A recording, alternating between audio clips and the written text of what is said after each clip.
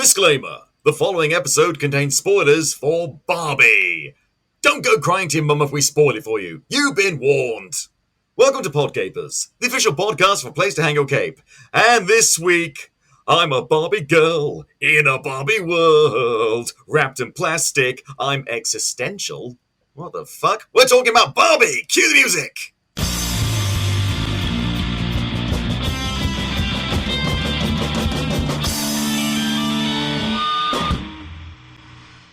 Hello there, capers, and as I said, welcome to Podcapers, the official podcast of a place to hang your cape. My name's Scott James Merridew, and this is a show where we talk about various geek and nerd-related topics, and I'm joined each week by a very special different guest. Returning from, it's been a while actually, it's Alex Mirabal. How you doing, Alex? Hi, I am existing. That's crazy. All we can hope for. Yeah. Bare minimum, we got to exist. I hate the fact that we got to exist, but we do. Mm-hmm.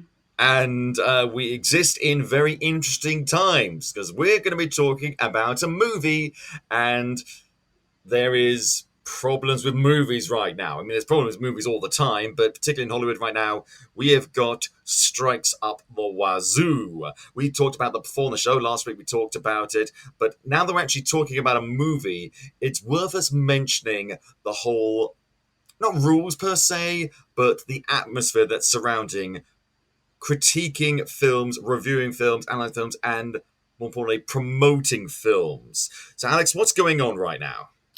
Well, with the SAG-AFTRA strike and the WGA strike happening at the same time, WGA is a little bit more ambiguous with their rules about. I don't think they have a lot of provisions because I didn't hear about them when that strike started, about influencers and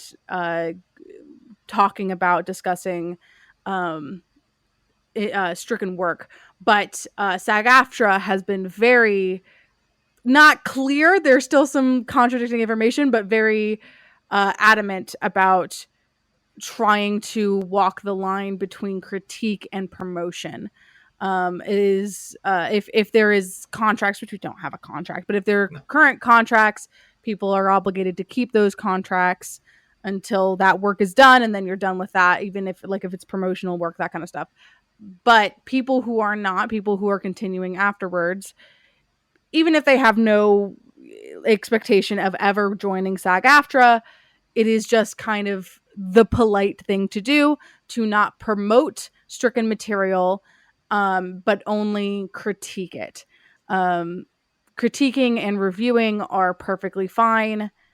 I know a lot of content creators are just avoiding talking about stricken materials at all, because I don't want to even work on that line. But it is what it is, and we're trying to walk that line. There is no boycott in place, so there is nothing saying or suggesting don't go see movies. Go see as many movies or watch TV shows as you want. Do not cancel your streaming services just because of these strikes. They've been saying that since the WGA strike. Don't boycott anything because of the strikes. But definitely be cautious to how much free promotion you are giving things. Because studios rely on that free promotion. They have managed to co-opt influencers and content creators on both on a very real contract monetary level, but also on a, hey, we just want to talk about this thing and we're going to capitalize on that so people can go see the movie sort of thing. And we do, as we say, we do not want to contribute to that. So this is a review. That is it. We are not saying go see the movie. We're not saying don't go see the movie.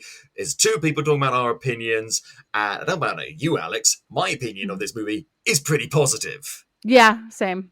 I literally just got out of it. I was about to say, yeah. I mean, how long ago did you leave the theater, Alex? Movie ended, I would think, about 12:30. I think that's when I messaged you.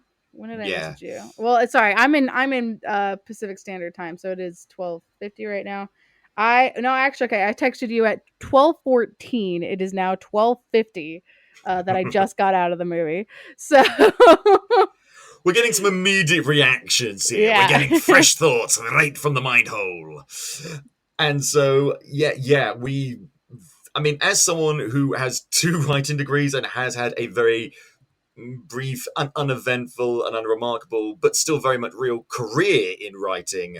I mean, I'm not a member of any Writers Guild or anything like that, but will wholeheartedly support this. I've been making that very clear every time I've talked about this on the show, and that's where we're going to continue to go. We're going to talk about a pretty fun movie, and that is it. Because you can make your own decisions, capers. You big, strong people. Okay? Okay. Now we've got that out of the way. We are absolutely going to talk about Barbie. But before we do that, we have to talk about how weird it is that this film comes out right opposite a polar opposite film, Oppenheimer. Everyone's talking about this. We're not the first people to talk about it. Barbieheimer's taking the world by storm. And at first I was very concerned because it's like people saying, oh, we don't want to go see Oppenheimer because Barbie's the film we need. And other people saying, oh, no, Barbie, that's stupid. You need to go see a serious film. Go see Oppenheimer. Those voices have swiftly been drowned out by saying, hey, let's have a double feature. Go see one movie that's completely different and another movie that's completely different. And I love that. It's the Doom Animal Crossing thing all Yes. over again. Yeah, it's exactly that. And I love it because as much as I love Marvel, and I will continue to love Marvel, one of the biggest problems I have with Marvel is in terms of its perception, at the very least, is that it tends to dominate the box office, dominate cinemas, and now you're seeing superhero movies everywhere. As much as I love superhero movies, that's why I started working for this site, why I do this podcast. That's not all I want to see in the cinema. I want variety, goddammit, and now I'm getting variety. Admittedly, it's only 2 movies, but you know what, at this point, I'll take what I can fucking get. Yeah, superhero movies aren't doing so hot. Not that Marvel has had something in theaters for a hot second, but superhero movies in general are just not doing well. I think people are kind of fed up with it. I think Spider-Verse did well, but Spider-Verse is kind of in its own thing. Yeah, people often say there's an animated film first and a superhero movie second. Whether you think that's fair or not is anyone's guess. But I think it's less to do with people getting sick of it and more just studios, and I include Marvel in this, coasting a bit, getting a bit lazy. Mm-hmm. Yeah. And no, you got to try. You have to try hard. You can't go 20 plus movies and say, right now we're done. I can buy that for 1 or 2 movies, maybe even 3 at a push. But now you actually need to, try quite hard. And thankfully, we've got a film that tries quite hard. Whether or not it succeeds in that is anyone's guess. We are absolutely going to talk about Barbie. I did not think that I would get to the point where I would be somewhat excited to say, now let's talk about the Barbie movie. It's weird that we're at that point. 10 years ago, and it was very, very weird. And I did 10 years ago, it was announced with Amy Schumer starring. Yes. What a fucking Freaky Friday situation has happened over here. Yeah, it's been in development hell for quite a bit. It was Amy Schumer, then it was Anne Hathaway, who I also think could have done a very good job. Yeah. And now it's Margot Robbie, who I think did fantastically. The whole cast is fantastic. There is a lot of really great talent in this, both in front of and behind the camera, and we are going to talk about all of that. Before we do, it's time to talk about the news!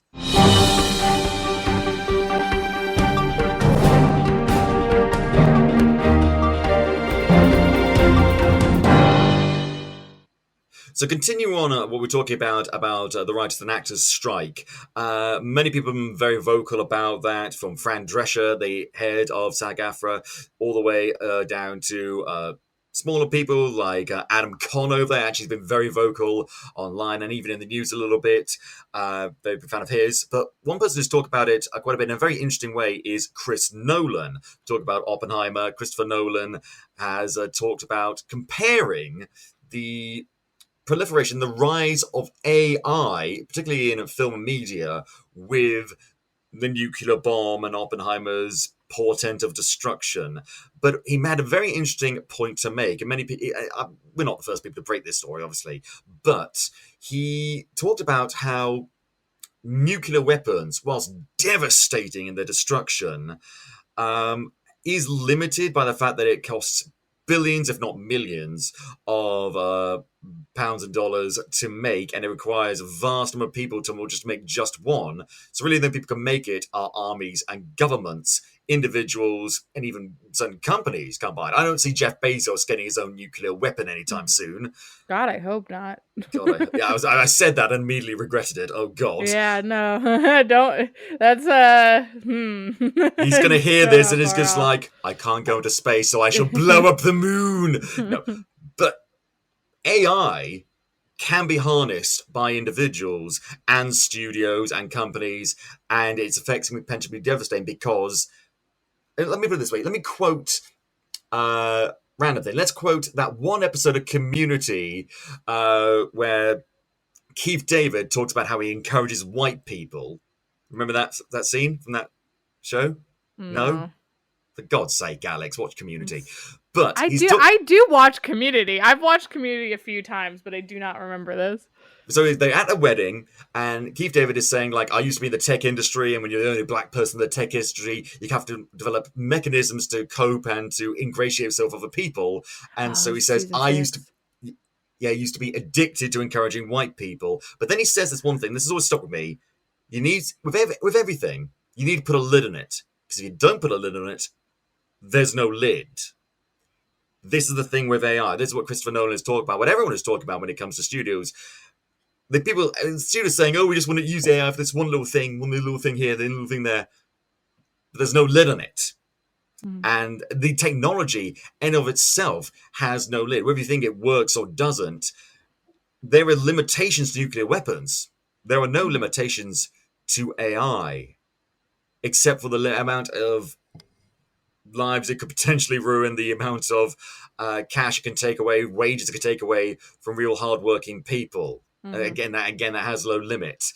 So he's been talking about that very openly. And if you're not scared by me saying that stuff like that, you should be. You should be a little scared. Not so scared that you're paralyzed with fear and indecision, because God knows people striking right now to try and preserve employment that might be taken away by AI. They're not so feared that they're not taking action, but we should all be a little bit scared about that. Yeah, AI is. I don't want to say that it's like the future. It's really not. Like it's where computers are at now. It's just not possible to get the same amount of it's just not possible to get creativity out of that.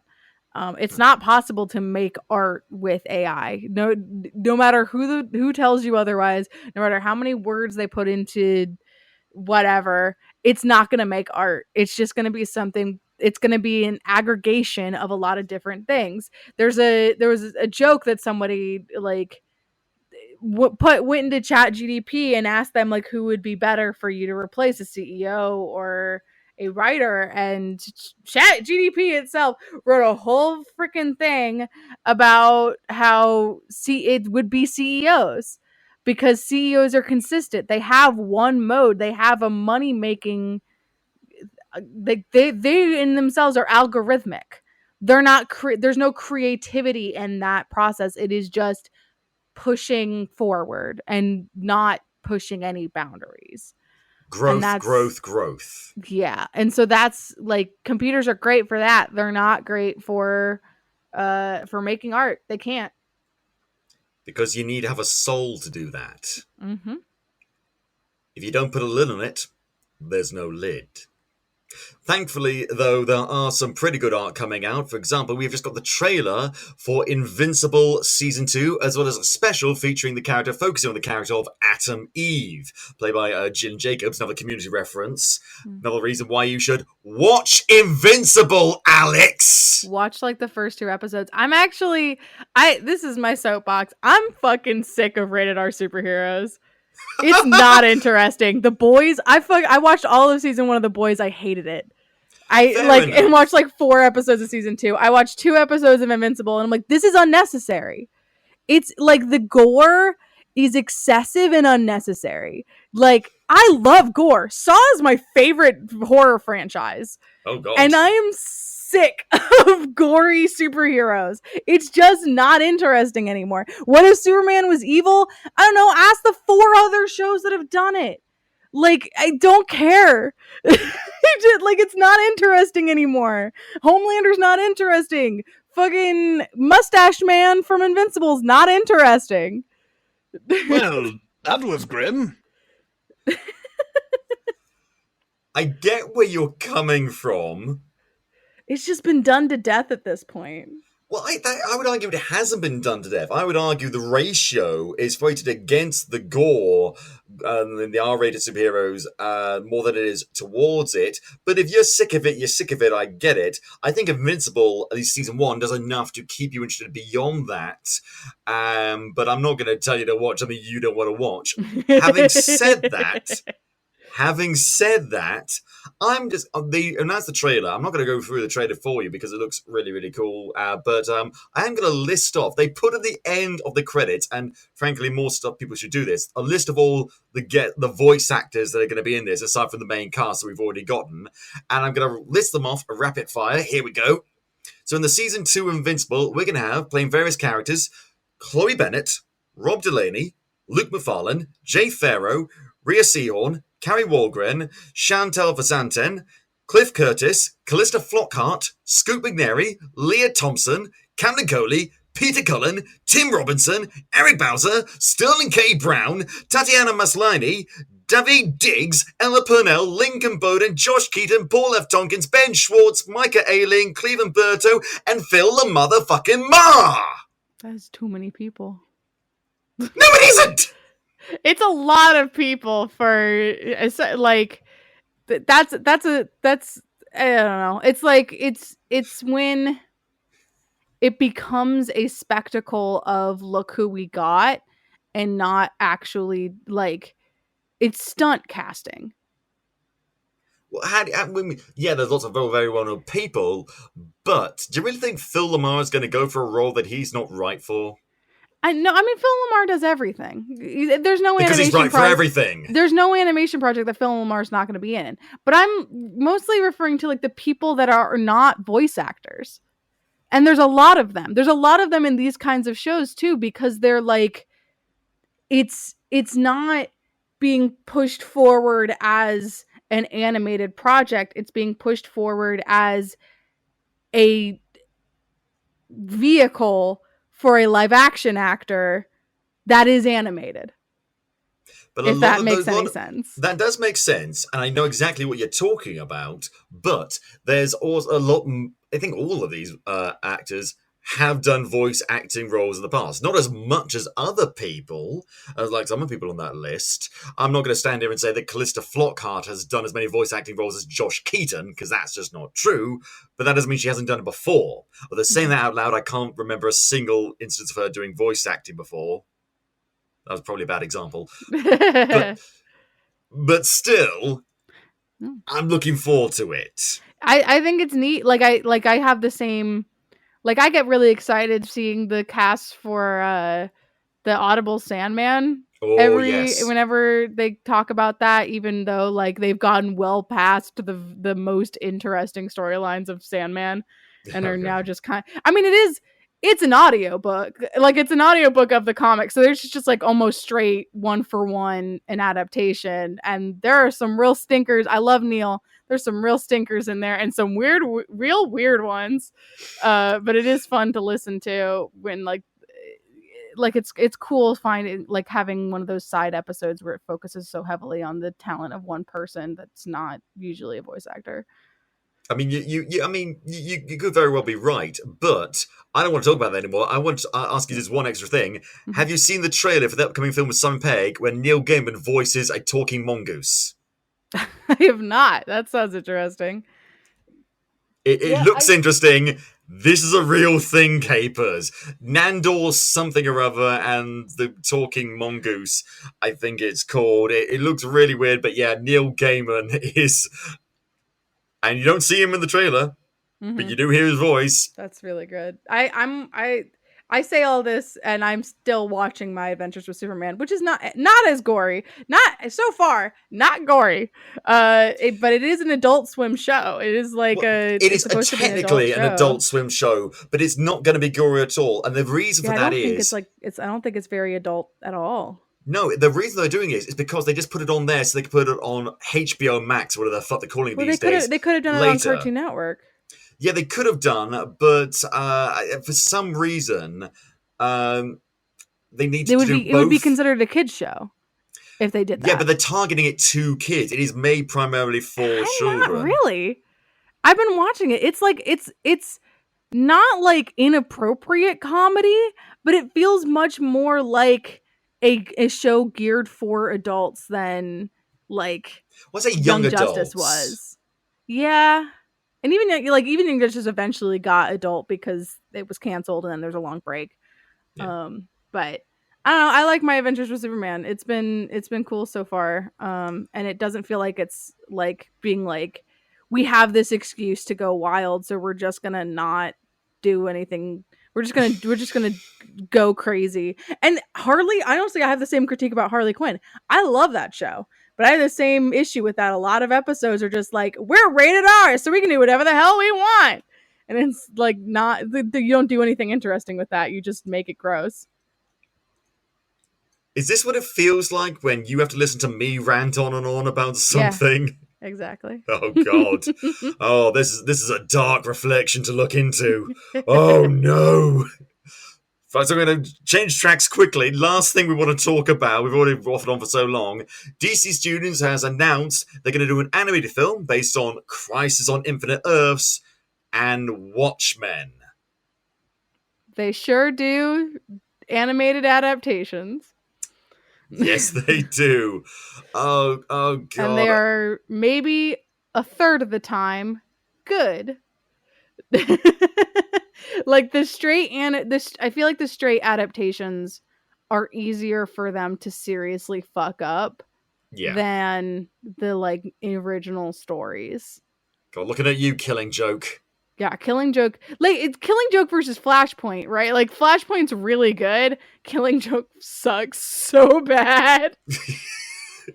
Gotham by Gaslight was fun. It was fine. I enjoyed that. Honestly, Yeah. as someone who does not like DC, I actually do watch a fair bit of those DC animated movies. Not all of them, but enough. And I find them more enjoyable than mainstream, either live action or TV DC. I think part of that is because the animated universe doesn't assume you don't know anything about these characters. You just kind of go into it the same place that a comics reader would go into it, which is just like, yeah, I know these people are. But it also takes the time. To them. When it comes with a relatively new story, it does take the time to properly set up that world. Gotham by Gaslight is a pretty good example of that, actually. And unlike a lot of DC live-action films that go the opposite direction, assuming that either you don't know anything about these characters, and so you overly explain them, or worse, they assume that you know everything about them, and then skimp on character development and backstory. Which happens. I think that's the case with like a lot of franchise things, is that there's the assumption of this, and that's why I fell off so hard with Marvel, is because there's just an assumption of you've watched everything beforehand. So you know who these people are. You know everything. You don't need to explain anything. Well, that's within its own universe. That's within the movie universe. And if you're going to have a shared franchise, you might as well capitalize on that. It's when people assume that you've read the comics or know nothing about the comics, and there's no like reason in between. That's what I get. But I understand that some people may not have time to watch 20 fucking movies just to get backstory. Yeah, but it's like I enjoy the animated projects, like the DC animated projects, because of the acknowledgement that's like I know what's going on. And so like it feels more made for fans, whereas other things where there's this assumption don't feel like they're made for fans still. Like they don't feel like the bigger projects, the live action movies on both Marvel and DC, there's like, even when they don't have the assumption, it feels like I'm talked down to, if that makes sense. Like it's like, this is not for someone who is a fan of these characters. This is for a wider audience. And it's like, it's just kind of watering down the elements that make them extremely interesting to appeal to more people. I definitely get that with DC. I don't get that as much with Marvel, but it has happened. You're absolutely right. Like not having access to so many characters in Marvel has seriously fucked over a lot of characters, as Scarlet Witch being a huge one. Like, they didn't have access to Magneto, so Magneto can't be her dad. That she can't be Jewish for some goddamn reason. Oh god, it's tip of the iceberg. Tip of the iceberg. Yeah. So that's the news. It went off the rails at some point. I can't remember where. Don't worry though, we've always got some ads to cheer you up. Check them out.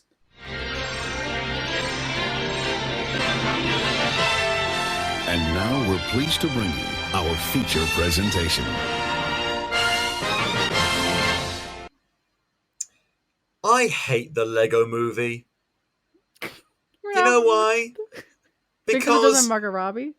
No. Because when it was announced, everyone's saying, oh, this is stupid, a movie about Lego, what the fuck? And they turned what should have been just a cheap marketing ploy just to make people buy more Lego sets into a really fun movie with mildly interesting characters, but even more interesting ideas and cool animation, things like that. So now, every time some weird-ass fucking tie into a company or a corporation or a franchise film comes out, like a fucking Tetris movie or some shit like that, which is coming out, by the way. But that's about the actual history of the creation of Tetris, though. Yeah, but still, it means I have to take that shit seriously. I have to pretend like there's a chance it could be good. And more often than not, it's really fucking bad. And then this film comes along once again, having to make me take them seriously all over again. Yeah. And it also has Will Ferrell as a businessman who's kind of evil. Yes! The parallels are there, I swear. Oh, God. It's the Lego movie for girls. Yeah. Well, you know, here's the thing. Whilst the Lego movie was metatextual and more about like, hey, let's deconstruct the idea of, I don't know, the hero's journey or some shit like that, Barbie instead chooses to deconstruct the fucking human condition. Yeah. What the fuck? I will admit, I watched like one teaser trailer for this movie, and like the first initial one, I thought like, holy shit. I gotta go see this shit, see what happens here. And then I avoided all subsequent trailers because I avoid trailers for things I know I'm gonna go see. And I was not prepared, Alex. I was not prepared. Do you know how this film fucking opens? With a narration by Helen Mirren. I did see the first teaser trailer, so that is just the first teaser trailer. Is that opening? I did not see that, and this is the weirdest way to open a film, Capers. It opens with a desolate desert with a bunch of little kids playing in the desert, and Ellen talking about how as long as there have been little girls, there have been dolls, but there used to be baby dolls, which is fun at first, but then becomes swiftly unfun. Ask your mum. And I thought, holy shit, that's really clever. But then it opens with a clear homage to 2001 Space Odyssey, Margot Robbie in the initial, the very first Barbie design, giant, standing above all of them while the kids look on in wonder, and they immediately start smashing their baby dolls. And this one kid, my God, she's got a look in her face like she has got a blood grudge against this baby doll. Going for it. And she's absolutely going for it. And it was kind of terrifying. Yeah. They were sick of it. They were fed up. They're done.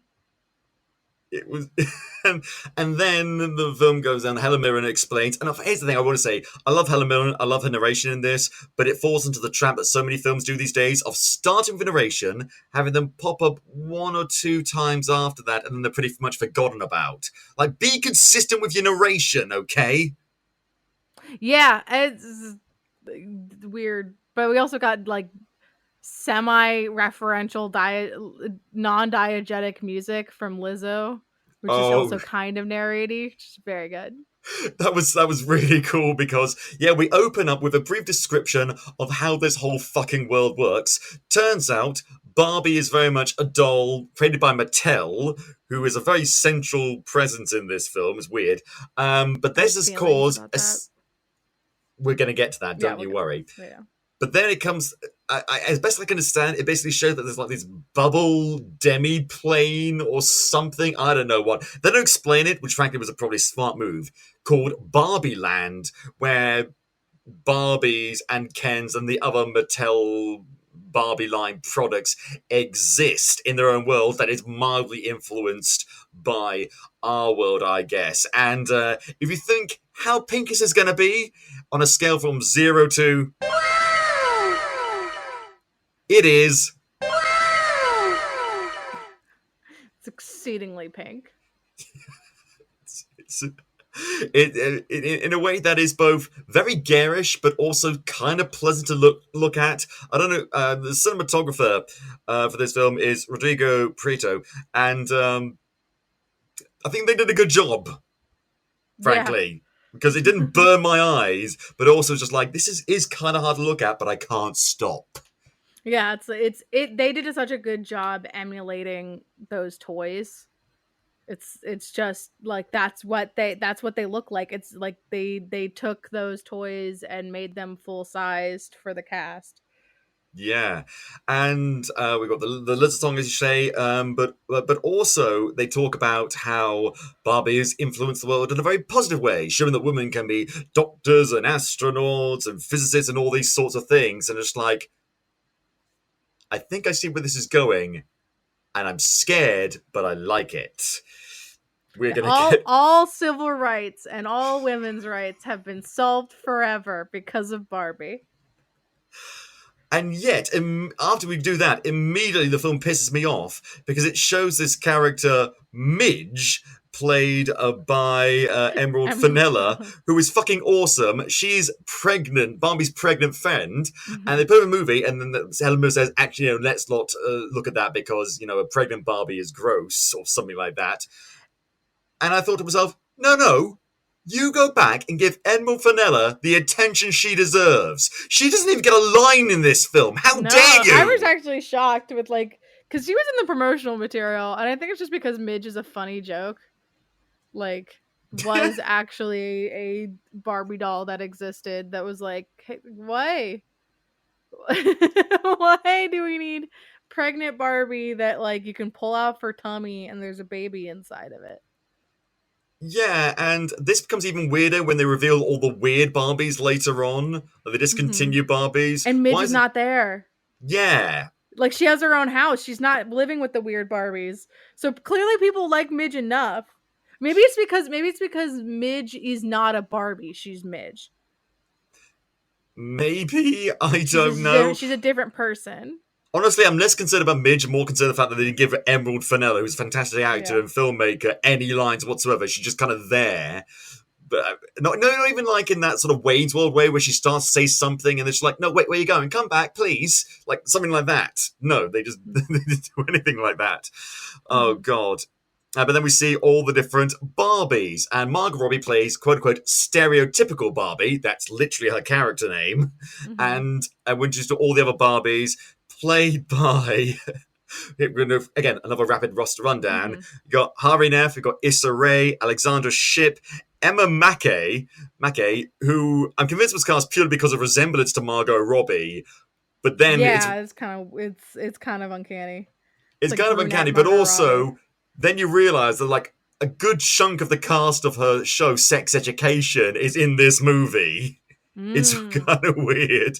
But then we've also got Sharon Rooney, Anna Cruz Kanye, Dua Lipa, Nicola Colum, Ritu Arya, and Marissa Abella as various Barbies. Physicist, writer, lawyer, judge, mermaid, diplomat Barbie, things like that. Then you got Ryan Gosling as Ken. Lots of different Kens. You got... the Kens don't get titles. They get numbers. At least in the way I'm looking at it right now. Kingsley Benadir as Ken number 1. Scott Evans as Ken number 3. Ncuti Gatwa as Ken 4. And a few others that we'll talk about later. But Simu Liu is Ken number 2. And he looks like he's having the time of his fucking life. Yep. The Kens are just the epitome of himbo. The platonic ideal of himbo is essentially what all of these men are, all at once. Uh, yeah, kind of, and it's just it's kind of glorious because again, this movie is so self-aware. It really should have been self-aware. The movie, though, there are limits to that self-awareness, and basically we show a typical day in the life of Barbie. Starts off with a Lizzo song, and everyone going through their day, and everyone's having fun. Then finally, it's time for a choreographed dance party at night at Oh, her there's also house. Alan. Oh, we forgot about Alan, played by Everyone Michael forgot Cera. about Alan. Well, I just try to forget about Michael Cera He's at every Ken's- available opportunity. He's Ken's friend, and all of Ken's clothes fit him. That was actually the marketing tag on his box, and he does say it at some point in the movie. That's the thing. First of all, there's only one Alan, and he's miserable about that, and that makes me very happy. But also, I never know when this movie is saying something about Barbies and it's actually true in real life or they're making shit up. And Alan, as you actually say, Ken's friend was very much a real life. Most of them are legit. Most of them are. I was terrified to research them. I don't want to fuck up my algorithm by researching different kinds of Barbies. Mm-hmm. Okay, I can't do that. People are going to get concerned for me. But yeah, a lot of them apparently are very much real. We are going to get to some of those. Oh, God. I had a mermaid Barbie, and I was so pissed when my friends broke it in kindergarten. Oh, no. Oh. She broke her tail. It was like had a little plastic thing shaking around in it. Oh, God. Because mermaid. I'm sure there's been various mermaid Barbies, but the mermaid Barbie I had like a little motor in it that when you put her in water, her tail would start moving. Oh, but okay. one of my friends, I let her borrow it, and she broke it in a way that there was like a little plastic piece always shaking around in her tail. So anytime I played with her and moved her around, I could hear that little plastic rattling inside her tail. She's a Barbie maraca. Yeah. Oh, God. Oh, no. Unsurprisingly, I did not have a Barbie when I was growing up. Even if I was the kind of person that would have played with a Barbie, parents in the 90s, Britain, they're not going to do that. They're not going to let me do that. I very quickly got more into Bratz and Polly's than I did. Now, it's always interesting Barbie. to find people who either stuck with Barbie or abandoned Barbie for the Polly Pockets and the Bratz and the shit like that. I ended up using, because I had a lot of Barbie stuff. Like, I had a Barbie dream house. Not the ones that we see in this movie. Mine was like a Victorian mansion, essentially. And I had fancy Barbie. The turret, like in the corner, was an elevator that you would like pull up the little ball on the top and twist it to pull up the elevator so she could get to the second floor.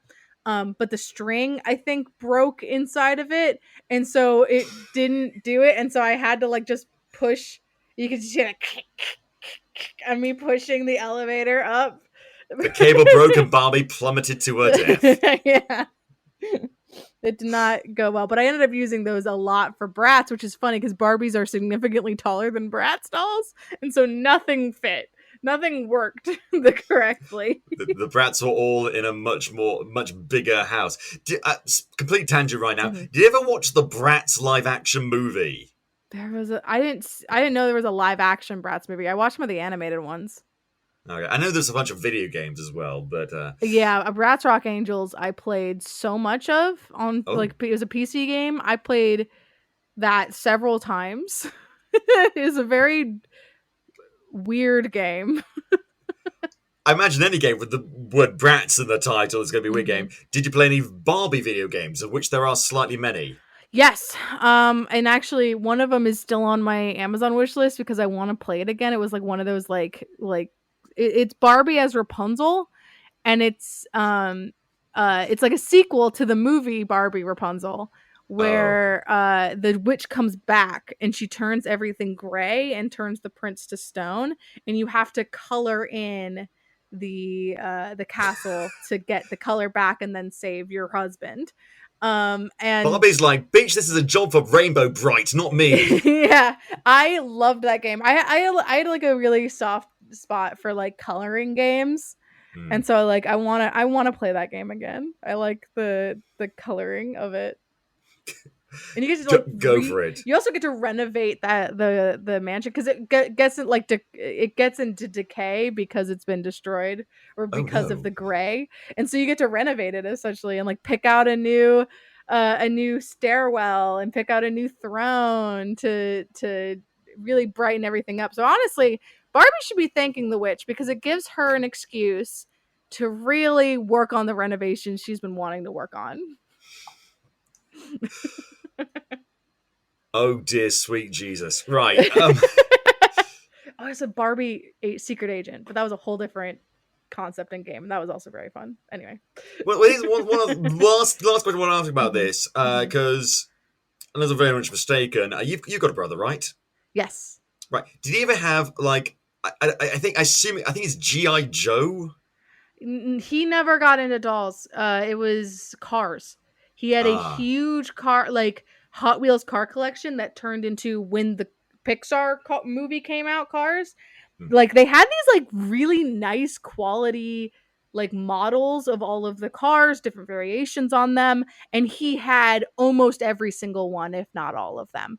They were really nice. Some of them he dinged up because he was playing with them too much, but like they were like high quality like metal cars that looked really nice and so he played with those constantly.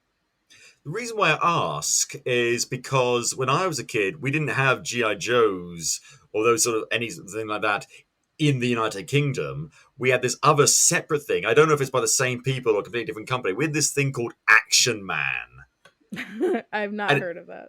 But it's just like this one guy, he's Action Man, and he's trying to fight Dr. X, the supervillain. But the reason why I bring this up is because, well, I wanted to do a compare and contrast between cultures, yes, but also, this is burned in my brain when I was a kid. After I stopped playing with Action Man after a while, there's a few like TV adverts for it, and I was watching one while I was waiting for my actual cartoon to start, and it was weird. It was very live action, by the way. But they show Action Man fighting Dr. X, and then he accidentally knocks Dr. X over a ledge. Dr. X is hanging on for the ledge, and he shouts, "Save me!" And then the voiceover announcer says, "Should Action Man try to save Dr. X? Vote now at actionman.com. Jeez. And yeah, they asked children to call in or go online and vote whether or not a man should save his archenemy from falling to his death. And you know what the children of Britain did? They voted to let Dr. X die. Absolutely. It's a less terrible Jason Todd vote. Yeah. Companies should not put that. I remember thinking, like, don't let people vote for the lives of your characters. It's not going to go well. But I just remember thinking, even as a younger person, I was thinking, like, that's a lot of pressure to put on a child. What is the moral quandary facing this era right now? Does he save him and allow him to kill more people in the future? Or does he essentially commit murder for the greater good? What do you think, kids, huh? What do you think? What do you think? And it's that sort of existential quandaries that are the heart of this movie, ironically, Barbie, because they're having the dance party, it's all fights. Hey, you guys ever had thoughts about death? Yeah, that comes right the fuck out of nowhere. It's not set up at all. Explain later, and the party stops dead, and everyone in the theatre, you could tell they were trying to start with a laugh, like, oh my shit, that is so funny. And oh no, we just laughed. My theater was loud. It was not a lot of people in there because it was the first showing of the day. But we were loud. We were laughing at everything. Well, we laughed at a lot of things in my showing. It was yesterday, and it was after 4:00, so people had been starting to come off work. So the theatre was pretty packed when I went. But this is in Scotland, and we're just like, ooh, oh my word, ooh, and so it was very bizarre, and just like, hey, why did I have thoughts about death? And she's like, haha, just kidding. And they move on from that, and it's like, okay, that's weird. What's going on there? We should probably talk about Ken, though, played by Ryan Gosling. Oh my god. Oh my god. Yeah, and his whole thing is he is completely obsessed with Barbie because he feels like he doesn't have an identity outside of her paying attention to him due to the fact that he's meant to be Barbie's boyfriend in the real world. But in this Barbieland, she doesn't really feel about him that way. So he's constantly trying to impress her and get her focus and attention in really, at first, amusingly pathetic ways. Mm-hmm. Yeah, definitely. Like it kind of like, even with all the promotional stuff, I kind of thought that just like Ken was ride or die, like, and that's like he wasn't upset about it. Like you don't see in any of the trailers that him actually being upset about the fact that Barbie is just kind of like, okay, cool, I can, and like he is very clearly not happy with his situation right from the jump. Yeah, and that gets explored quite a bit. And at first I was worried that they were going to focus more on his character development than Barbie's. But while he does get character development and his emotional journey is explored, it does not come at the expense of Barbie's, which I'm very grateful for. Yeah, definitely. Because I was really worried about that for a second. But this is Greta Gerwig and Noah Baumbach writing this. Greta is the only one who is directing it, but... and they've collaborated before, so they know each other quite well. Mm-hmm. So we're in good hands until they start talking about how there's a President Barbie and there's a constitution and talk about this whole feminism, intersectionality sort of thing, and thinking like, oh God, please be careful. Please be careful. Yeah. And then I looked at the credits and thought, okay, let's look. Okay, no mention of Diablo Cody. We're good. Because I love Diablo Cody, but we're not some real stinkers recently. Well, here's the thing. Whenever you're watching a Diablo Cody project, be it a TV show or a movie, what you do is you take out your Diablo Cody coin. You flip it in the air. If it comes up heads, you're in for a really good time that will subtly explore elements of feminism and metatextuality and things like that. But if you hit tails, it'll be shit. Yeah. There is no in-between with Diablo Cody. Jennifer's body, really good. Powerpuff Girls, nope. Yeah, exactly. My point exactly. And this becomes really weird. Barbie, however, it's so funny because when they show Barbie's initial first day, shows her drinking tea, except there's nothing in the cup, and the toast is plastic, and whatever's on the toast is plastic. She goes to the shower, but she's miming that there's water. There is no water there, and yet the next day, after she has her hey, yeah, guys, ever think about death? She realizes, oh, the water's too cold, but there's still no water. It's really fucking funny. Mm-hmm. But then she starts walking, but previously we saw the famous scene from the trailer that I did see, her standing on tiptoes after getting out of her shoes, which looks fucking painful, by the way, but still. I don't know how, I'm sure they didn't do that all the time, because that would have been the fucking worst, but, it's definitely a point to Margot Robbie's ability to balance herself, that she could just stand like that for a bit and not quiver or waver at all. Yeah, you're absolutely right. Because ballerinas and ballet dancers in general, they train for years to be able to do that. Just doing that for one movie is it's incredible. But we know that she has I think she probably has a dancer background, considering the stuff she does with Harley. True. The whole scene in the Suicide Squad when she's doing all the aerial stuff. I'm pretty sure that's all Margot. I would take your word for that. I don't know in particular, but either way, it's impressive.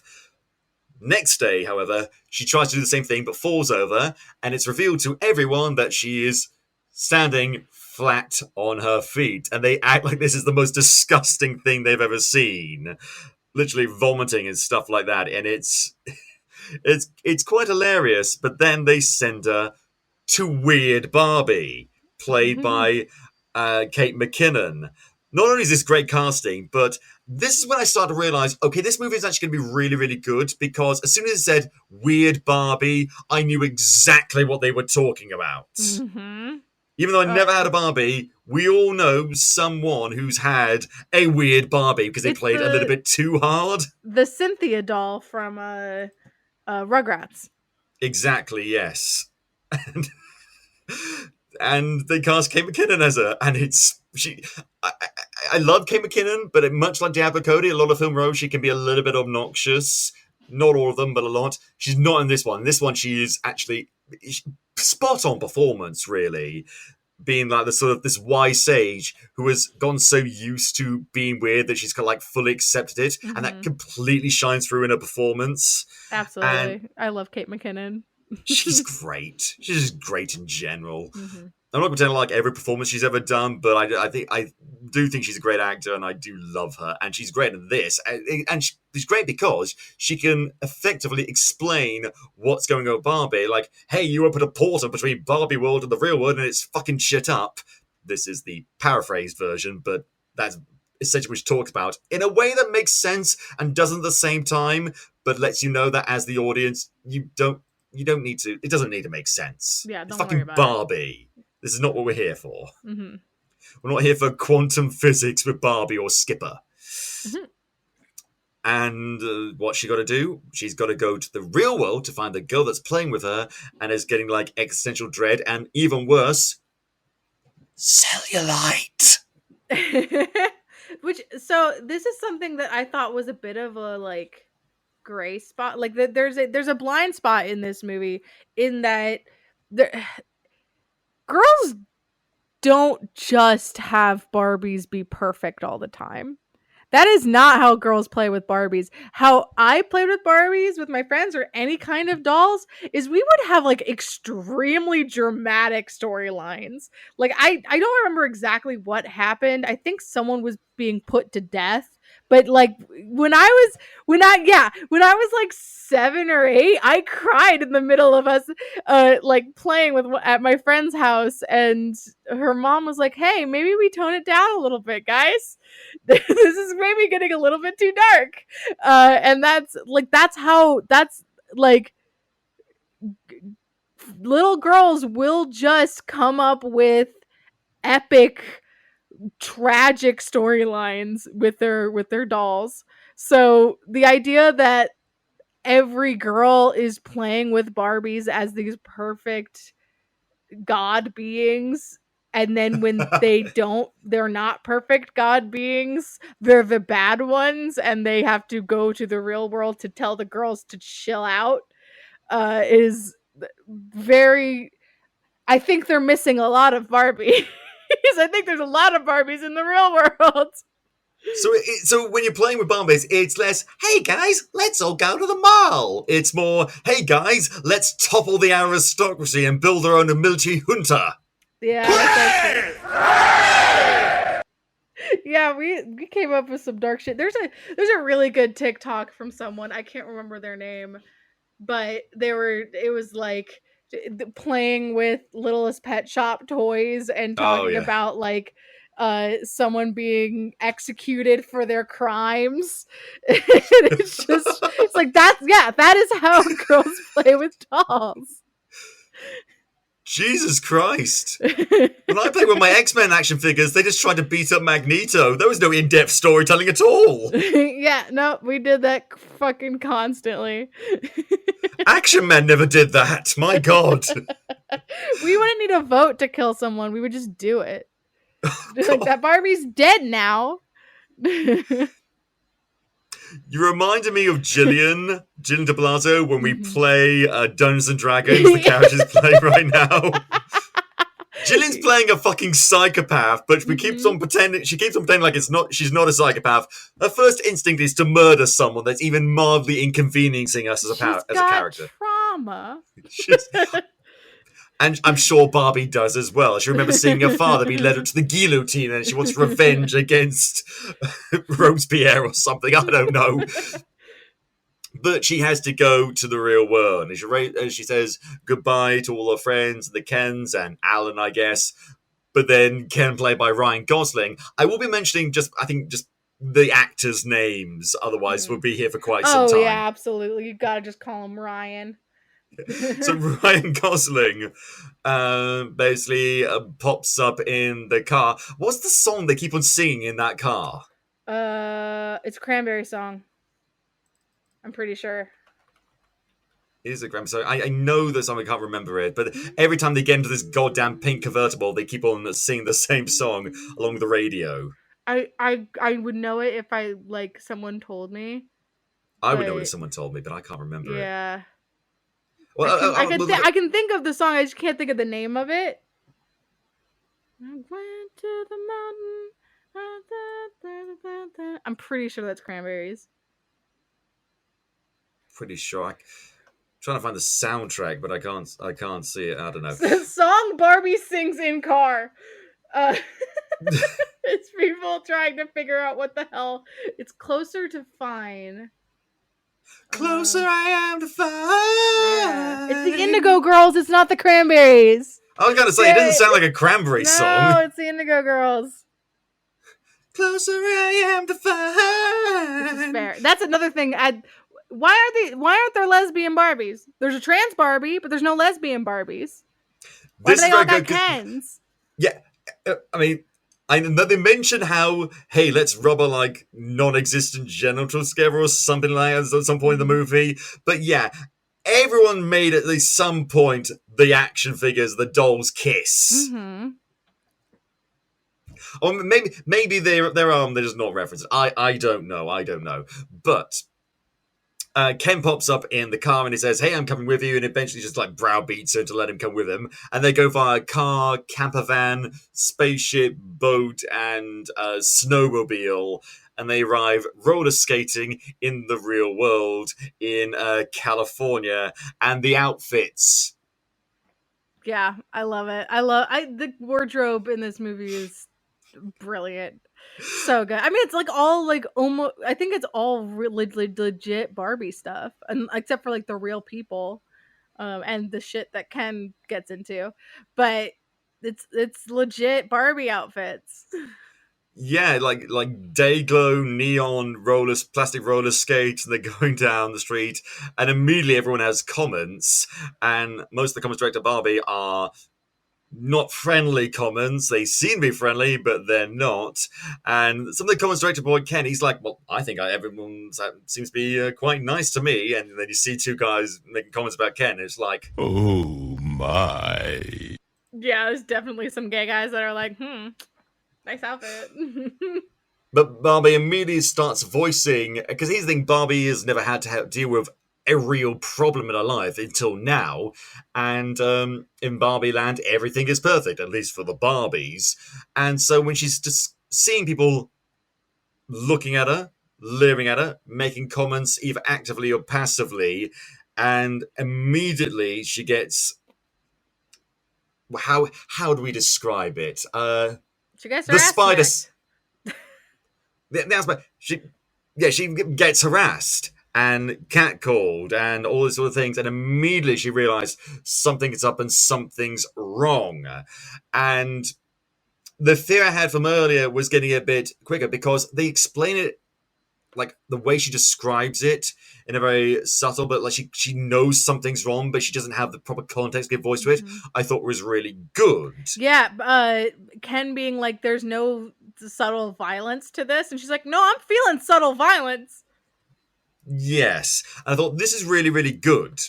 But one of two scenarios is going to happen right now. Either they continue to talk about this, which could be interesting or could fall flat on its face, or they're never going to bring it up again, in which case this was mildly exploitative in many ways.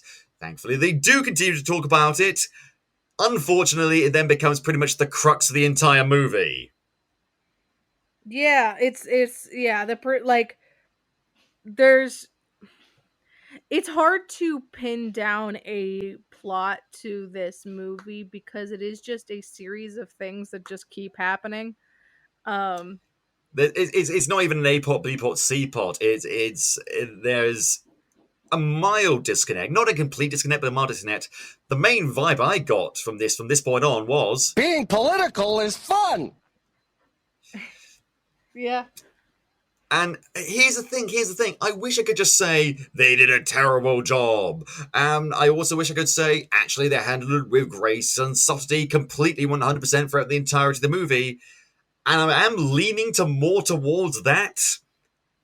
But we're not it's not quite there. It's very feminism 101. Yeah. Like that's kind of what this like. It's creative feminism 101, but Yeah. still feminism like 101. I think it does a very good job. I wish this movie came out like 10 years ago. Like that it would have been way more revolutionary. But like there's this air of we can't push it too hard.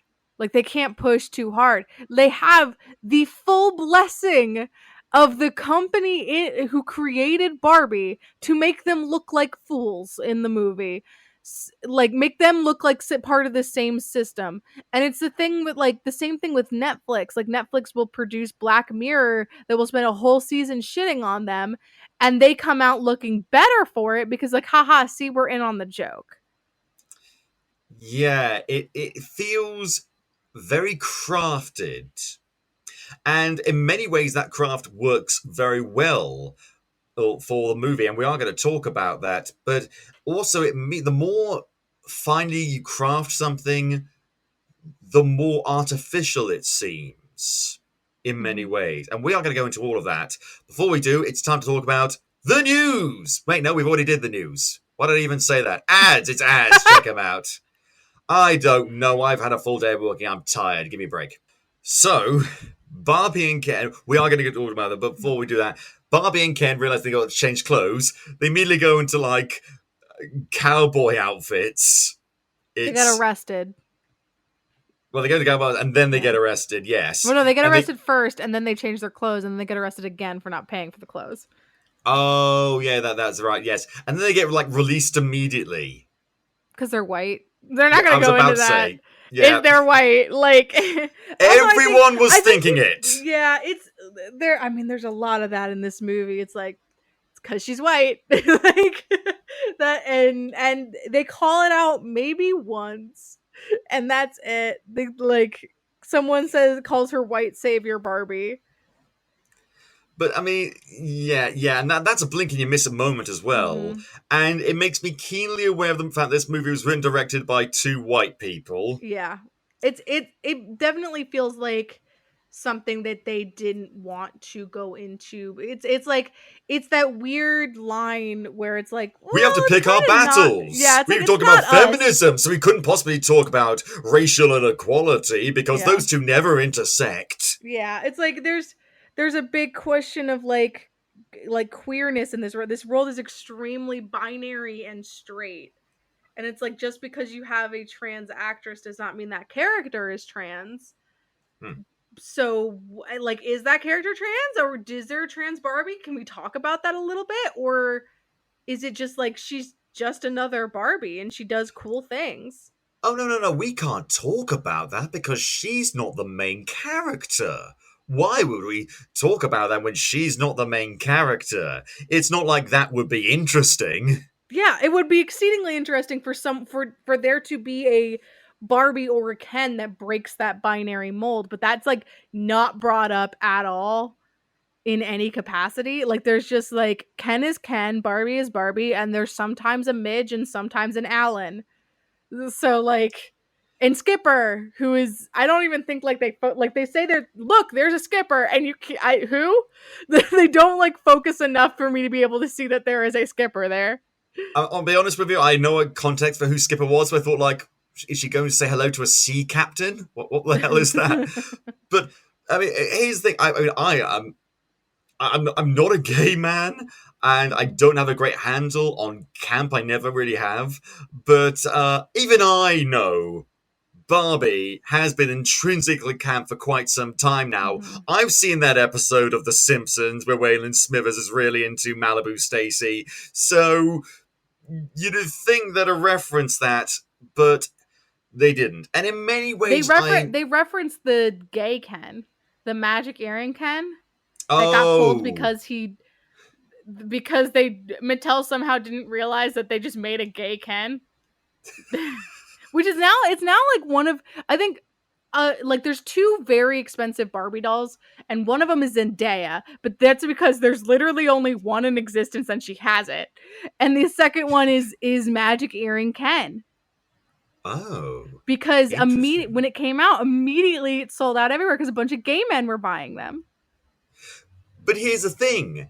As yeah, I'm demisexual, but I'm heterosexual as well, and I didn't realize that Magic Earring Ken was at all related to that at all. I had no context for that, and if they'd have talked about it a little bit or made a joke about it, even as a one-off, I might have gotten it, but I didn't because he's not a main character. It's a one-off joke. He's got the like earring on the gay side, not the straight side, and they didn't realize that when. Well, I know that now, but when I was watching the film, I didn't. They don't. They like barely. It's like, why is that Ken discontinued? There's no reason. It's just a guy with an earing.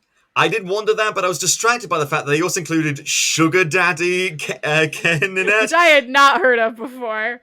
But here's the thing. I was distracted by that, yes, but also the actor playing Sugar Daddy Ken is played by Rob Brydon, who's like a huge UK comedian. He's really big over here. In fact, there are a lot of British actors in this film.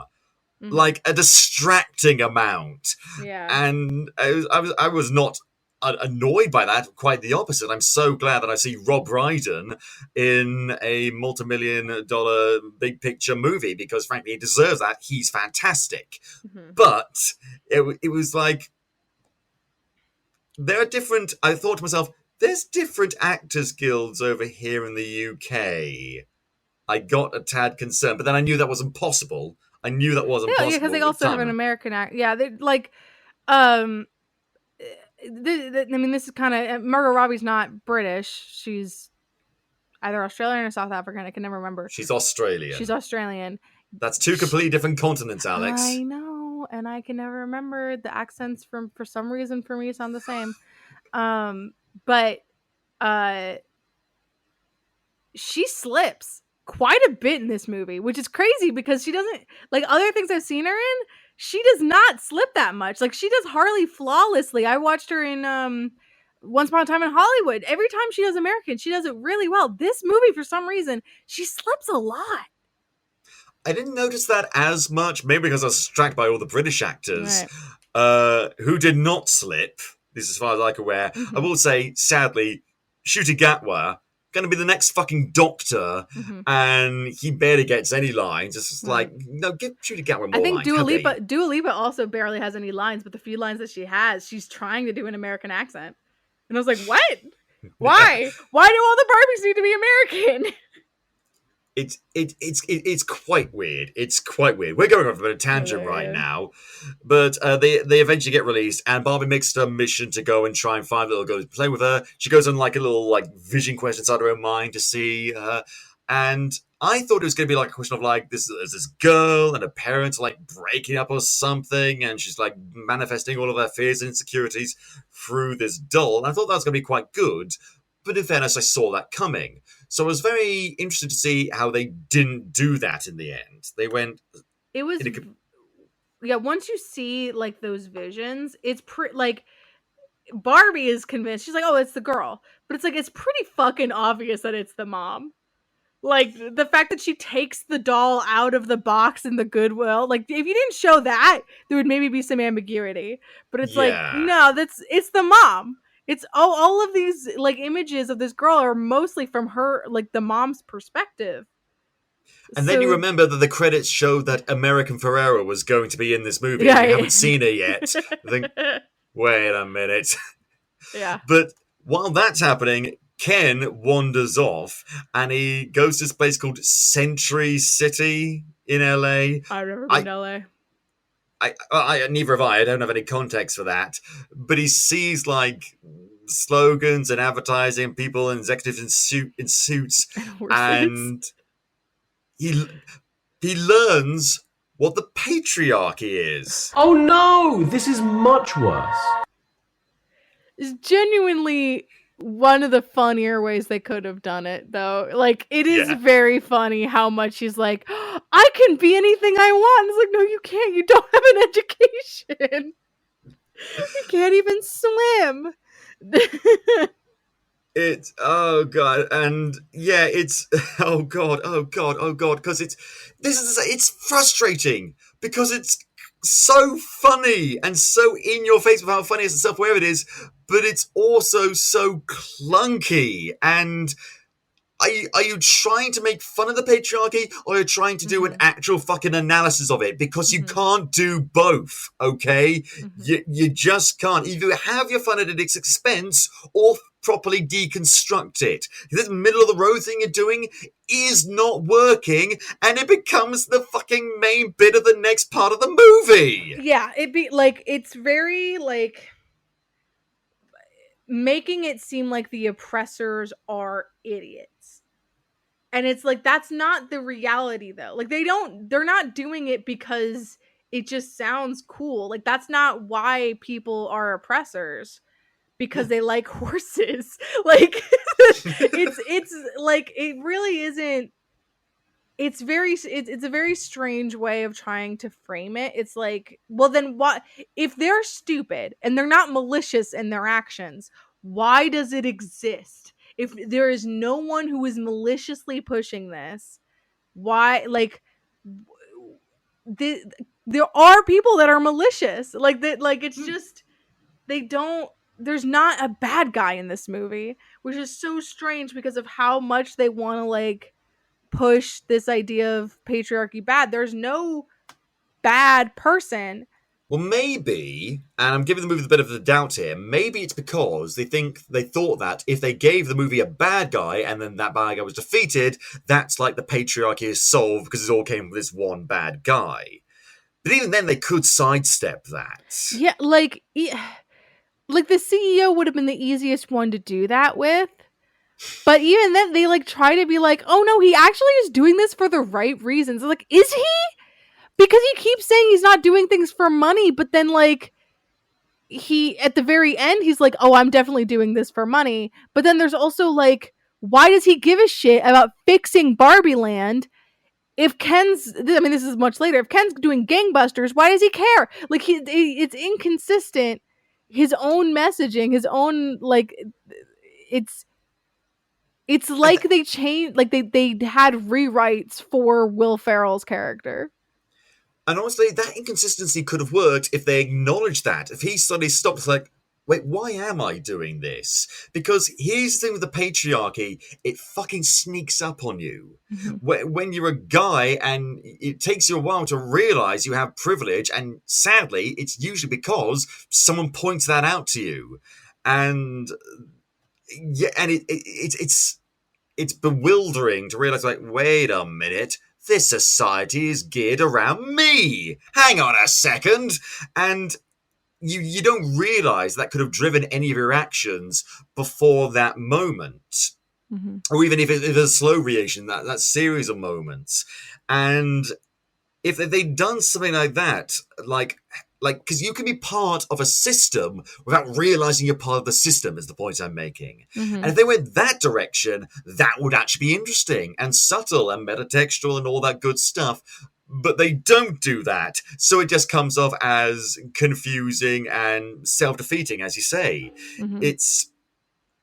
Yeah, and the reason why we're talking about this is because Barbie goes to find the girl at the school, and there's this girl played by, I can't remember, it's Ariana Greenblatt. She plays Sasha, and she's sort of set up to be like this kind of bullying character, but she's just vaguely mean and calls Barbie a fascist, which admittedly I found hilarious, but still.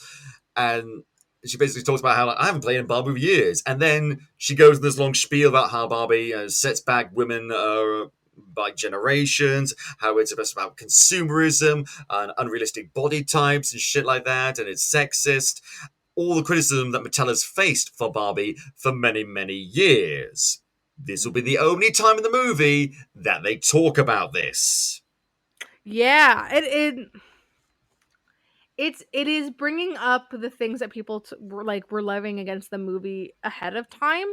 We're like Barbie in general for generations. Yeah, Barbie was revolutionary as a concept when she came out.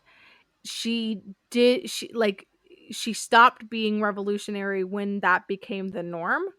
When like powerful white blonde lady became the standard mode when it comes to, and like, Bratz suddenly women. became alternative. It was not one option of many. It was like, you like Barbie or you like the other stuff. Yeah. And then they've kind of expanded it, and like the Barbie, like the characters that we see in Barbieland are diverse.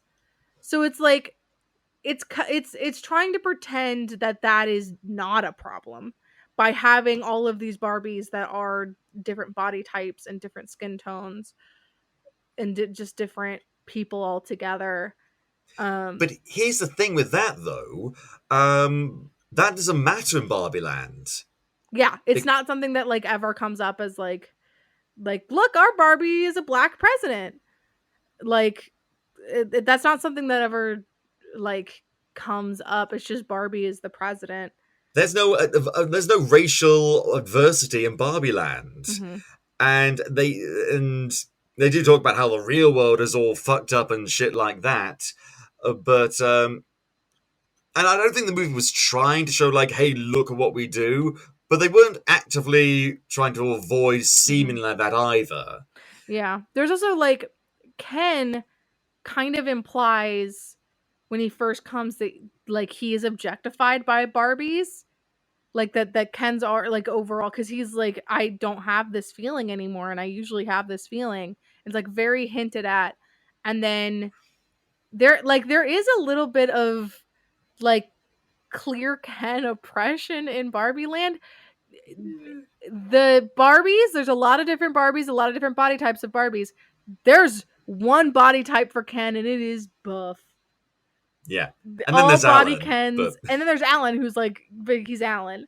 Like he's like a different guy, is essentially. But like Kens are all buff, attractive men, and so stereotypically attractive men. So there is this kind of like they don't go into it, but Ken has a point of this world is for men like Barbie Land is for women. Yeah. And at first it makes you question, like, whose side should we actually be on in this case? And then the film quickly tries to course correct and show Ken having a massive erection because he decides, I'm going to take the patriarchy to Barbieland, and he instantly turns it into what I think it's almost like what a slightly out of touch TikTok influencer thinks the patriarchy is. I love the amount of horses. I think that is so funny. Horses are an extension of man.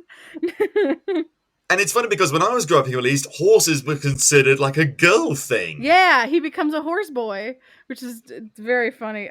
He also when him and Barbie are like snipping at each other, I think is so funny.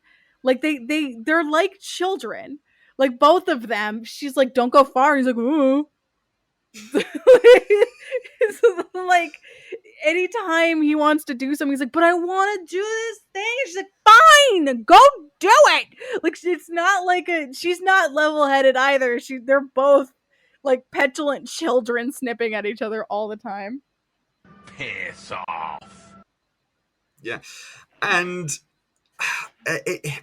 this is where I get to the point where I worry, like, am I overthinking this? Because as we talk about sexism and the role Barbie has in that, the criticism levied at it, and how it takes back women generations, but also actually a bastion of feminism because you've got so many different roles and there's diversity and things like that. And I keep on thinking, like, that's a lot of pressure to put on a fucking plastic doll. Mm-hmm. And it's a lot of pressure to put on this movie. Are we being too overburdensome with our analysis? Are we looking too deep in what should just be a fun thing with some mild references to real-world issues? Or are we absolutely justified in talking about this sort of thing because the movie dares talk about it in ways that are both effective, yes, but also quite sloppy? Does it deserve that? Can it hold the weight of this critique? Can Barbie shoulder the burden of our real world problems? I don't fucking know, and frankly I don't think anyone knows either, unless you know, Alex. I mean, like, it's, if you want to not think about the political implications of it, it's a very fun movie. Like, I enjoy, like, it's a very good, well-constructed movie. It's like, but it's hard to get past the themes being so shallow. Yeah. A lot of younger people were in the audience when I was watching it.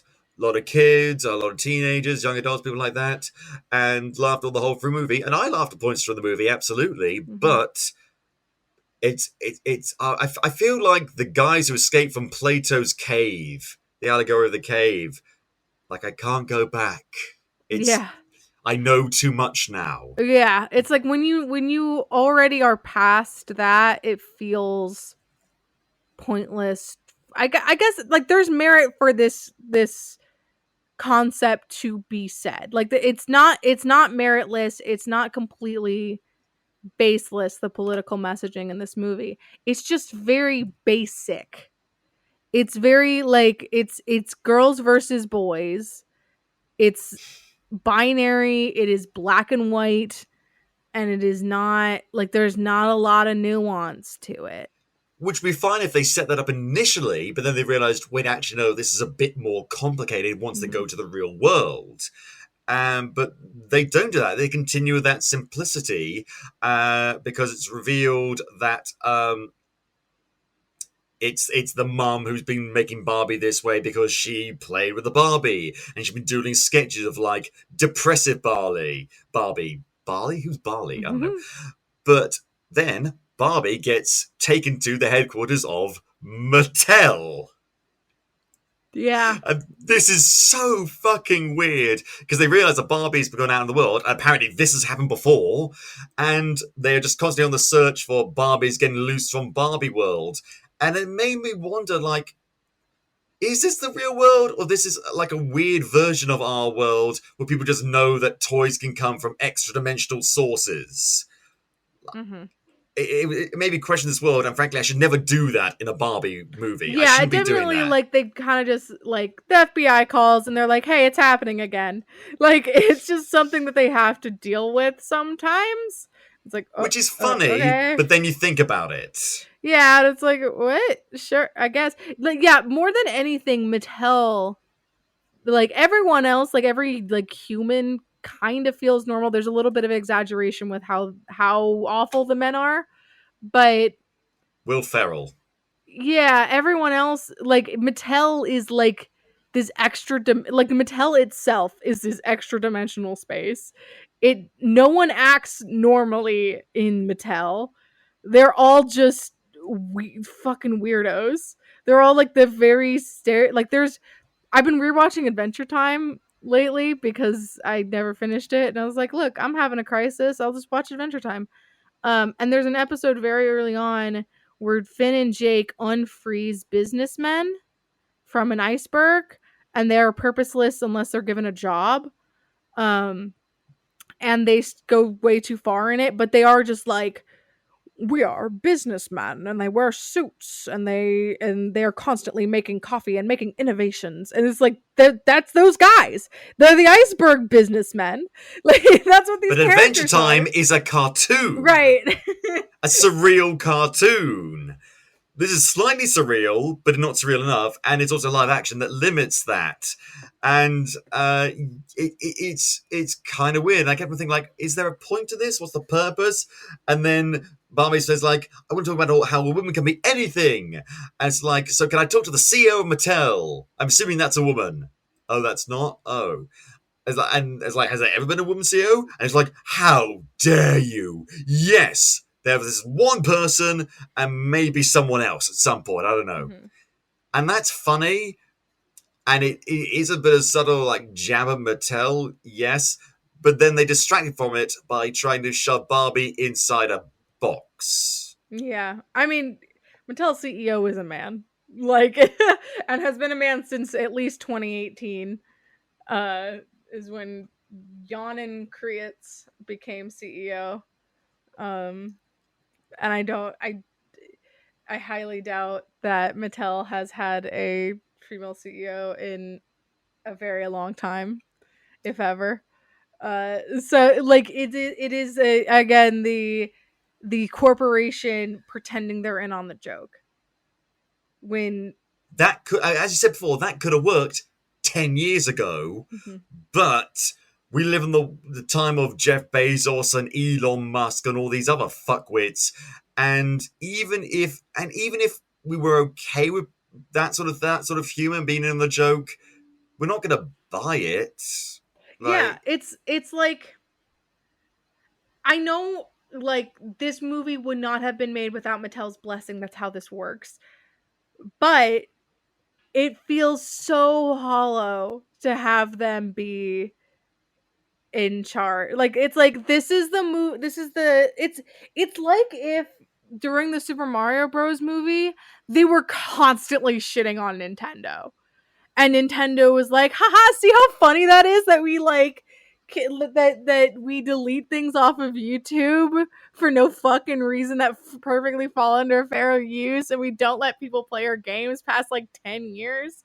Crazy. we don't want to laugh along with multi-billion-dollar corporations. Mhm. We want to laugh along with characters those corporations may have created, but you are not in on the joke, Mattel. At the best case scenario, you are the joke, but even then, you're not necessarily a joke that's particularly funny. It does not work. Mhm. Barbie then tries to escape, though. She escapes through the building, and all the CEOs, the executive businessmen, try and chase after her. But because this is the sort of vibe they're going for now, they're all really stupid and they can't properly chase after her. Then she Mhm. goes through a door, and it comes very dark.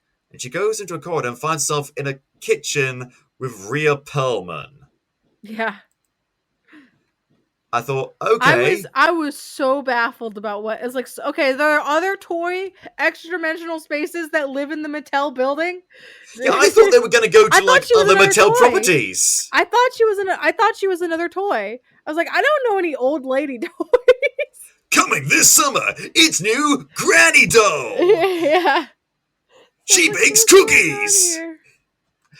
And it's revealed later on. I suspected when this was seen, but I didn't know for certain. But it's revealed later on that she's in fact Ruth Handler, I believe it is, the creator of Barbie.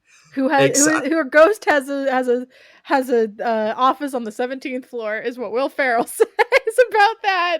Yeah, see, I thought it's like this sort of pan-dimensional, trippy, dream-like sort of thing that wouldn't get explained, but then they just say, no, her ghost haunts Mattel's building. Yeah. And they say it so casually, just like, what the fuck? No, explain yourself. Why is that a thing? But they have this sort of weird interaction, and it's actually really interesting. And frankly, we need to see Rhea Perlman in more things. Danny DeVito can be in everything now. She can be in everything as well. Absolutely. But Barbie once again escapes, nearly gets caught by the executives again, but then escapes and is rescued by America Ferrera. All this stuff is revealed about her and her daughter. And the daughter, at this point, doesn't need to be in the movie. She's just kind of along for the ride a little bit. But she does like give her mom a pep talk. Just give him a bit of a pep talk, and later on, and at first she's just like, "Oh, Barbie's so stupid," but she comes around to the idea of Barbie annoyingly quickly. Like they literally transition back to Barbieland. Barbie mentioned that it's a matriarchal society, and the girl is being like, "Oh, that's actually kind of cool." But then we go back to Barbieland to find out that it's been overrun by the Kens, who've immediately and with very little effort brainwashed all the Barbies into being. God, I don't know what. Also, a wild fucking line from America Ferrera. It's like the indigenous people, when they have no resistance to smallpox. What? Yeah, Jesus fucking Christ! No, I'm sorry. You're comparing Ken coming back and introducing patriarchy to this genocide that created America. What the fuck?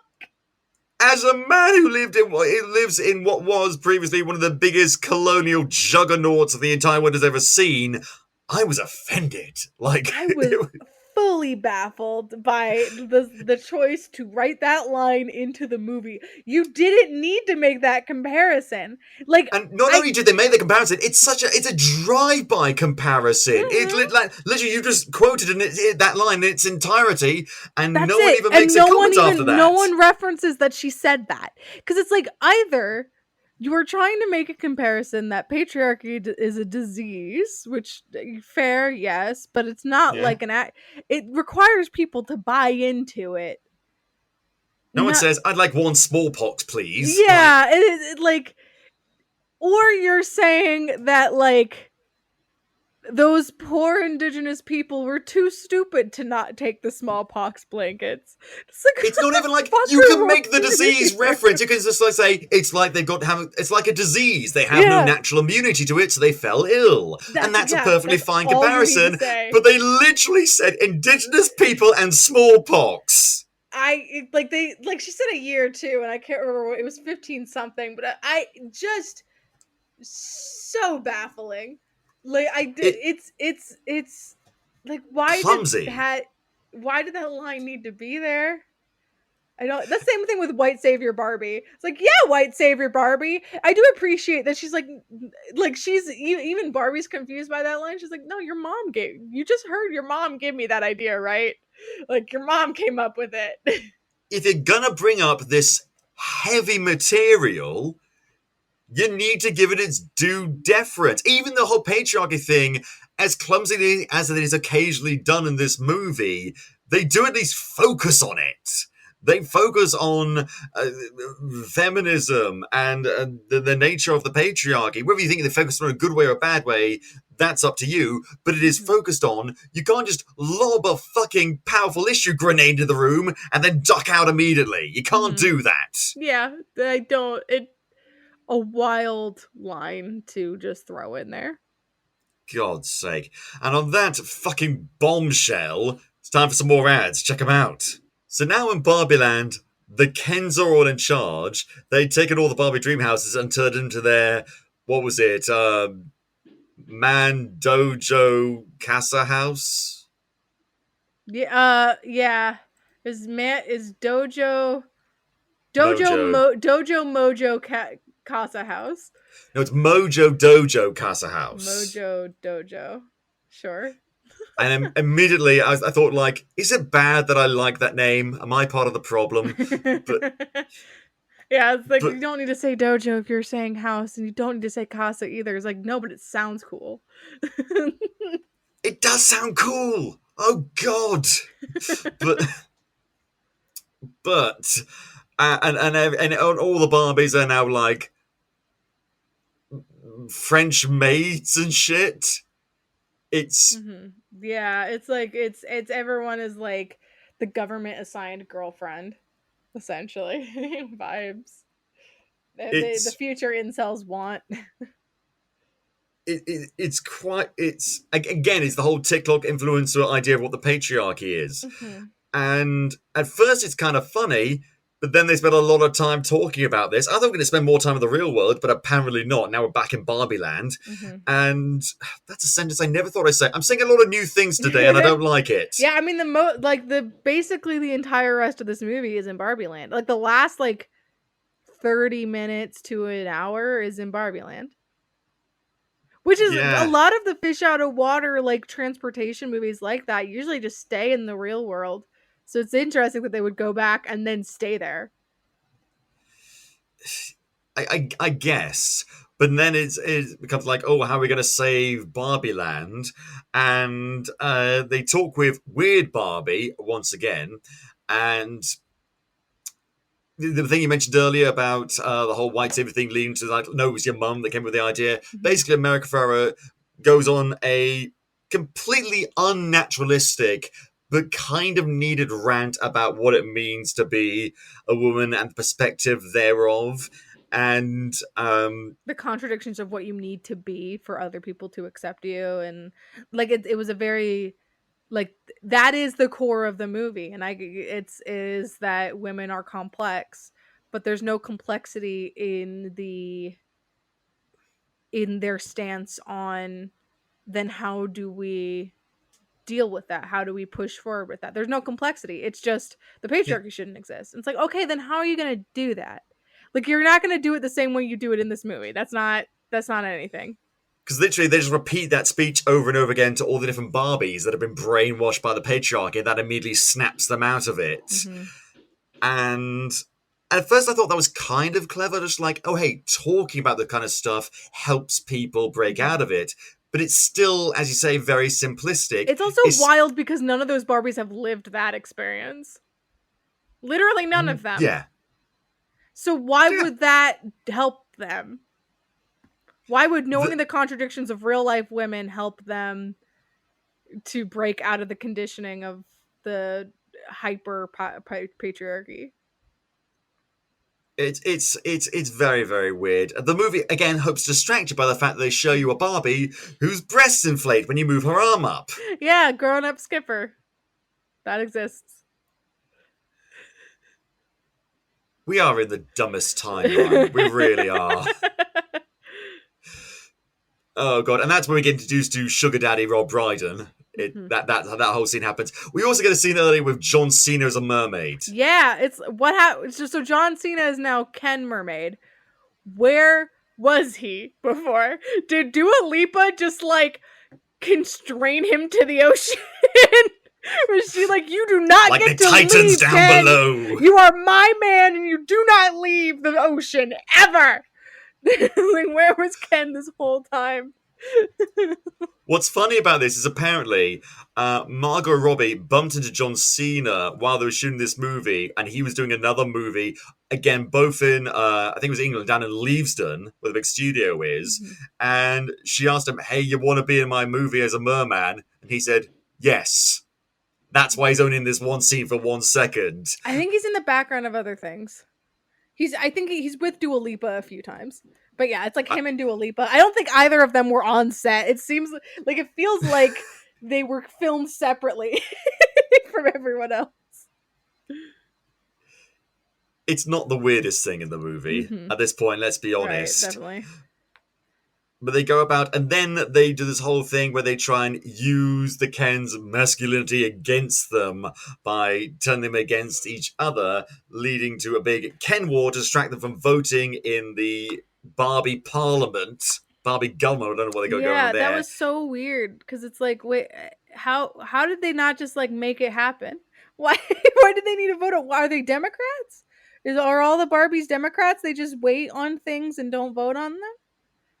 And also, like, they keep them talking about how the Kens wanted to change the Constitution. I'm like, oh God, what are they going to do? But they never specify. They just never it's going to make it Kendom. Kendom, Land of Ken, or whatever the fuck he calls it, Ryan Gosling. I don't know. Speaking of, though, leading in this big battle between the Kens, because he's got like this whole rivalry going on with Simu Liu, this whole film. But it then leads to the film's one and only musical number. And I hate it when films do that. Either be a musical or don't.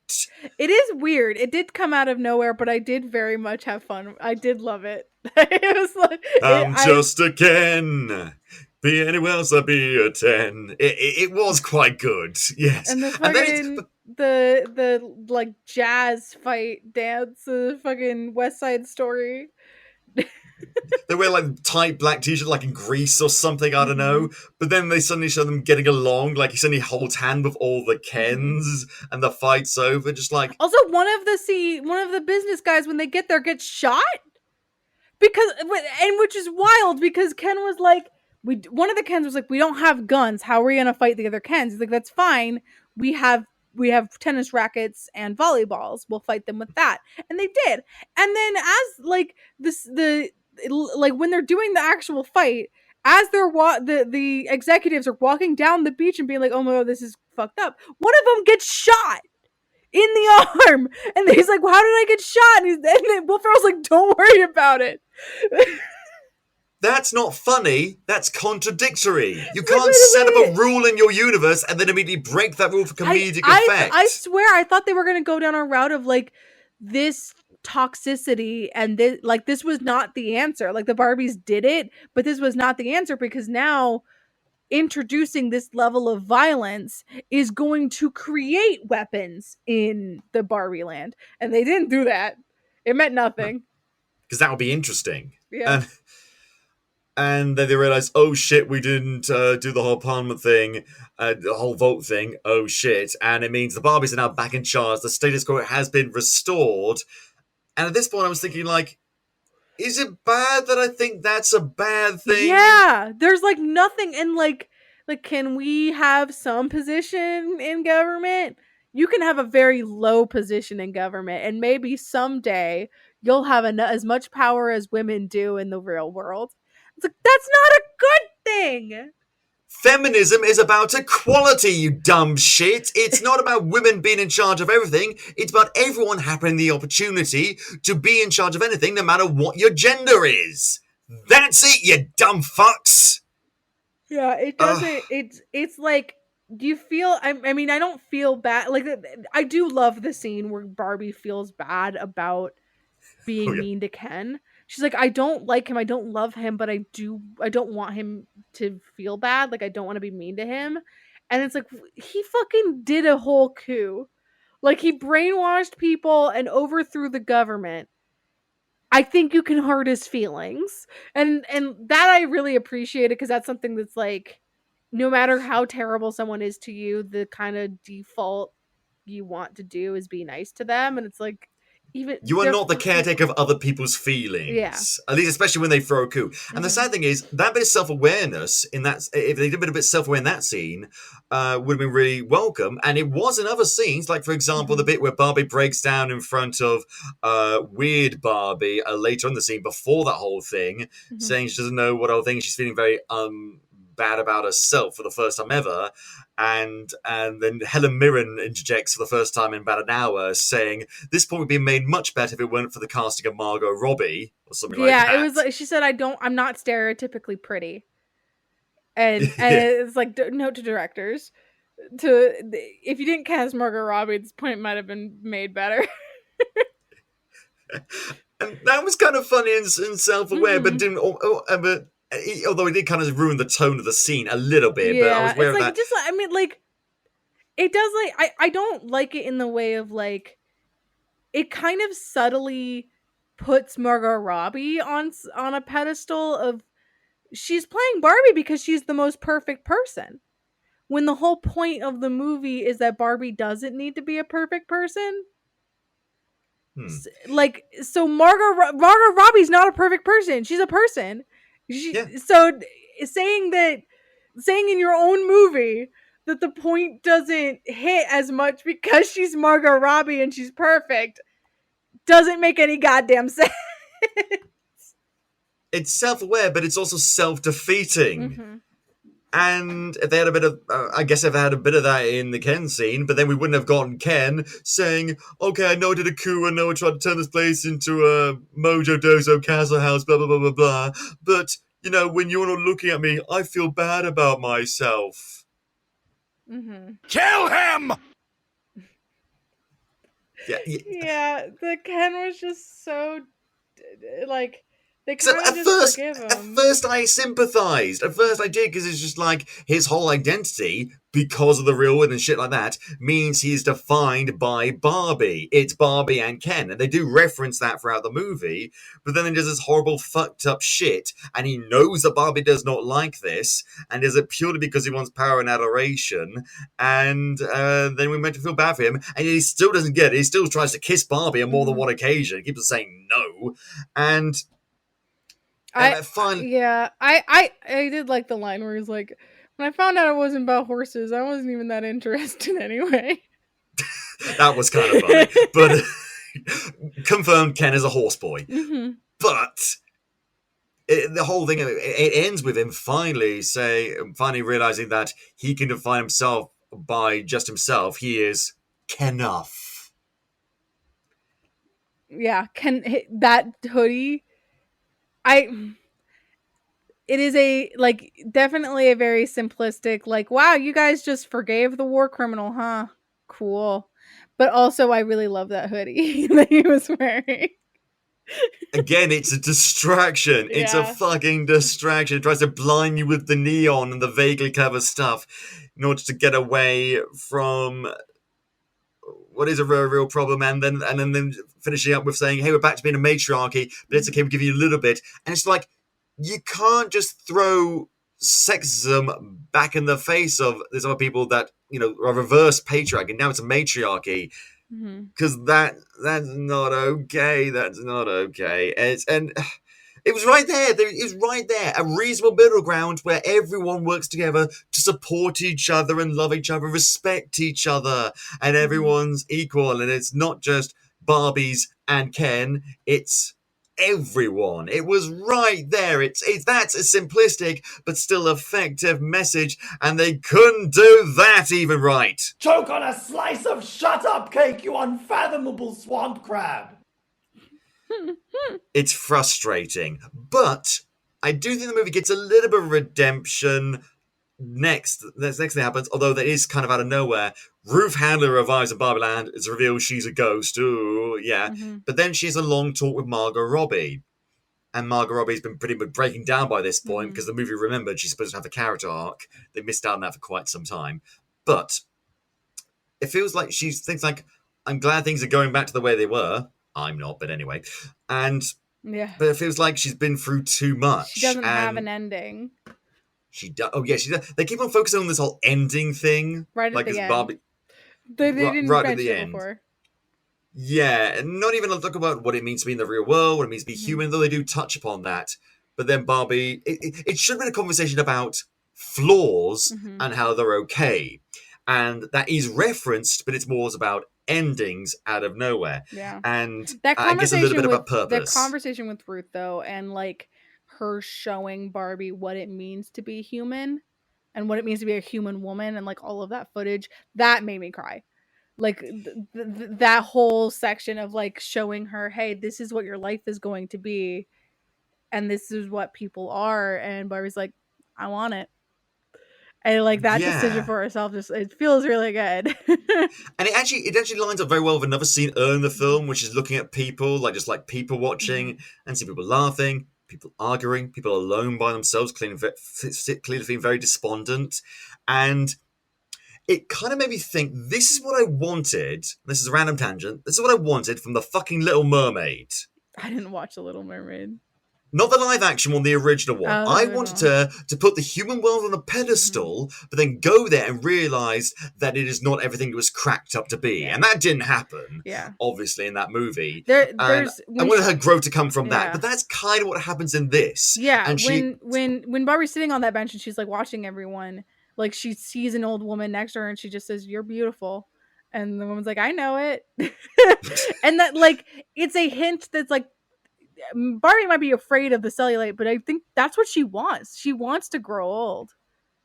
Because it's new in many ways. Because no one in Barbieland has ever got cellulite before. It's completely new, and you can often be scary. And even if it doesn't seem particularly good at first, it can be part of the human experience, and that is important. And Ruth Handler like gives a whole spiel about this whole thing, and it is a very interesting conversation. Could have used a bit more focus in one area than others, but still really interesting. Margot Robbie gives a fantastic performance, as does Rhea Perlman. They both play off each other so well. And they even throw some funny lines about how she like created Barbie, but also like gets into trouble with the IRS. Yeah, it's like, but that's a whole nother movie. I watched that biopic. Yeah, I watched that biopic. But it ends with Barbie, Margot Robbie, becoming human. Which was not a direction I thought this was going to go, in fairness. But then this movie has so many different plots, I didn't know which end was up by the end of it. Yeah. And it shows the Kens being vaguely happy in Barbieland, and things in Barbieland basically going back to normal with one or two minor concessions that aren't of any real value. But then it shows Margot Robbie with America Ferrera, her daughter, and her husband, who got briefly mentioned earlier, who I guess is trying to learn Spanish. And it's not going well. They're like, what about Dad? Is he going to be okay if we go to Barbieland? Cut to him trying to learn Spanish and Duolingo. Cut back to them. He'll be fine. It's like, I hate that I like that. I hate that that's funny. Also, why is he just now trying to learn Spanish? His daughter's a teenager. He's been like supposedly married to this Hispanic woman for a while. It's too little, too late. But then this thing driving Barbie to some big appointment. I'm like, oh, is it a job interview? Is she going to like work for Mattel, or is she going to be like a job interview too? Yeah, and then it reveals that she's here for a gynecological exam because now she's human. She's a fucking twat. She has a vagina. But that was like earlier. She had confronted some guys who were catcalling her, and she's like, just so you know, I do not have a vagina and he does not have a penis. And they're like, okay, cool, good for you, I guess. It's like, we do not have genitals at all. But now she does because she's a human.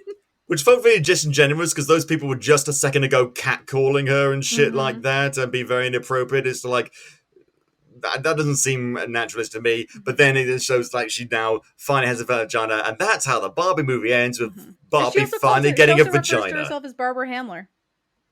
That is true as well. Yeah, yes, which I think Barbie's actual full name is like Barbara Roberts or something. I didn't know she that. She does actually have a last name.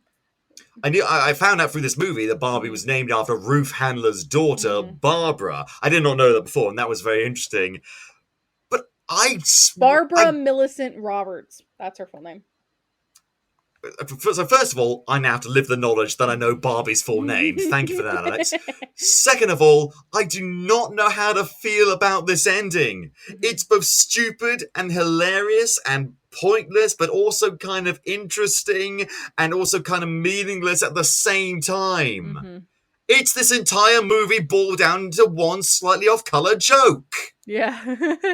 It's like, it's a very funny movie, and I will have fun watching this with other people and watching this with my friends. I'm not going to put much stock in it for it like being revolutionary. It's not. It's fine. I don't think you could do that, even in the best will in the world. But the same reason why you can't put the idea of Barbie the doll being this feminist icon because she's an astronaut and a doctor. It's too much for any one thing. Because if being a woman is as complicated as this movie state, which it is, then it's impossible for this movie to hold on to that kind of scrutiny in general. Like we said before. And yet it makes all these statements. But here's the thing, Barbie the doll, when she's an astronaut, when she's a doctor, as far as I'm aware, she's not really making a statement. She's just being. Yeah. She's just an astronaut doll. And you can put meaning onto that if you want, but the doll's just doing its own thing, which is nothing. There's a weird reduction. Like, there's so many things that are like true to actual like Barbie stuff that has been made, but really reductive of Ken. Because Ken also has all of these jobs. Ken dolls have had all of these jobs for a long time. Like, whenever like Barbie is made into a thing, they usually have a Ken to go along with her. And like, yeah, it is like he's just tied to her, but it's like he's also an astronaut and a banker and a barista and a baseball player and a basketball player and like he's had all of these things. He has occupations. He's not just beach. Yeah, what's your job, Ken? I do beach. I do beach. He's like, I want your job. He's like, you want to be a lifeguard? No, I want beach. I want to be beach. He's like, are you qualified to save people? No, I'm qualified to stand here on the beach. I don't know what to think anymore. I really don't. I thought here's the thing. Here's what I do know. I know I enjoyed this film. I did. It's funny. It's got some good acting, minus the occasional slip up from Margot Robbie's accent. And I still think she does a great job, especially when it becomes more human. That's really great. And I like a lot of the jokes. I like a lot of set pieces, the cinematography, and I really like that song "Just Ken." I have that on repeat, frankly, because it's that cool. And the casting is great. There's loads of great people in there, but they keep on trying to talk about this stuff, and half the time it's great and impactful and effective, and other times it's not. And should we criticize it for that, or should we just, as you say, have fun and try not to think about it? I mean, first of all, that's completely non-starter for me. I can't stop thinking about it because I'm a fucking basket case and I can't never not think about things. But Should we think about it? Lots of other people think about it. In fact, lots of other people are saying very good things about it, very bad things. When this movie's trailer dropped, there was a huge controversy over the placement of, like, what was it, Taiwan and Vietnam in the fucking cartoon map they used. Yeah, there's like a line near Asia that could be weirdly interpreted as something that is pro communist government of China. It's like cool. And the filmmakers had to come out, the studio had to come out and say, guys, this is a fucking cartoon map. It's not to be taken seriously. It's like deliberately to look like it was drawn by a child who doesn't know anything about those things. And on the other side of that, it's got 90% on Rotten Tomatoes. That's 9-0. Yeah. A lot of people, I don't critics think at it's least, a bad like movie. Like, I think like that's I think the good reviews are warranted. I think the politics are shallow. And that is something that for me, it doesn't contribute to the quality of the movie. No, but at the same time, it doesn't necessarily detract from it. Mm-hmm. At worst, it distracts from it, which is bad in and of itself. Mm-hmm. And yet, when it talks about the themes of what it means to be human and existentialism, a lot of times that is a little bit shallow, but when they do focus on it, it becomes that much more meaningful. Mm-hmm. Can we completely divorce politics from humanity? I would hope so, but I don't think this is the film that's going to do that. Mm-hmm. So on that note, we're going to go to our final thoughts in a second. Before we do, here's a last round of ads. Check them out. I think I figured this movie out. Because it's exactly what you said earlier. It's baby's first feminism. Yeah, it's feminism 101. Yeah, this is not for us. This is not for fucking functioning adults who have been ground down by the world and all of its problems. Mm-hmm. This is for, if not the little kids, and certainly younger kids, maybe teenagers, who have not been exposed to this kind of discourse before, and this is their gateway into it. This is not the be-all and end-all. This is step one. And I can handle that. I can live with that. Yeah. I think the movie sometimes feels like it's more than step one, but it really isn't. And that's okay. Because here's the thing. While humans do very much have endings, the movie suggests that ideas don't. That's why Barbieland is never ending, because the ideas keep on going. And this journey we're all on will end one day, but the ideas, particularly of feminism, shouldn't. And you take the first step, yes, but that keeps on going, and it outlives you, and it outlasts you. And that's good. And this film helps you along in that first step. Yeah. Maybe. As long as you remember, and I feel the film should have maybe spoken this as well, as long as after the credits are finished rolling and you leave the theatre, you keep taking those additional steps. Mm-hmm. Don't feel like one step is all it takes, because it's not. Mm-hmm. We've all got a lot more work to do and a lot more ideas to talk about that even you and I maybe can't conceive of. Yeah. And this film can help us, remind us to keep on taking those steps, as long as you don't think that this is it. Because it's not. It's more complicated than that. As well it should be. And this is a film that is not that complicated, but tries to be. And I'm almost impressed for it just for trying.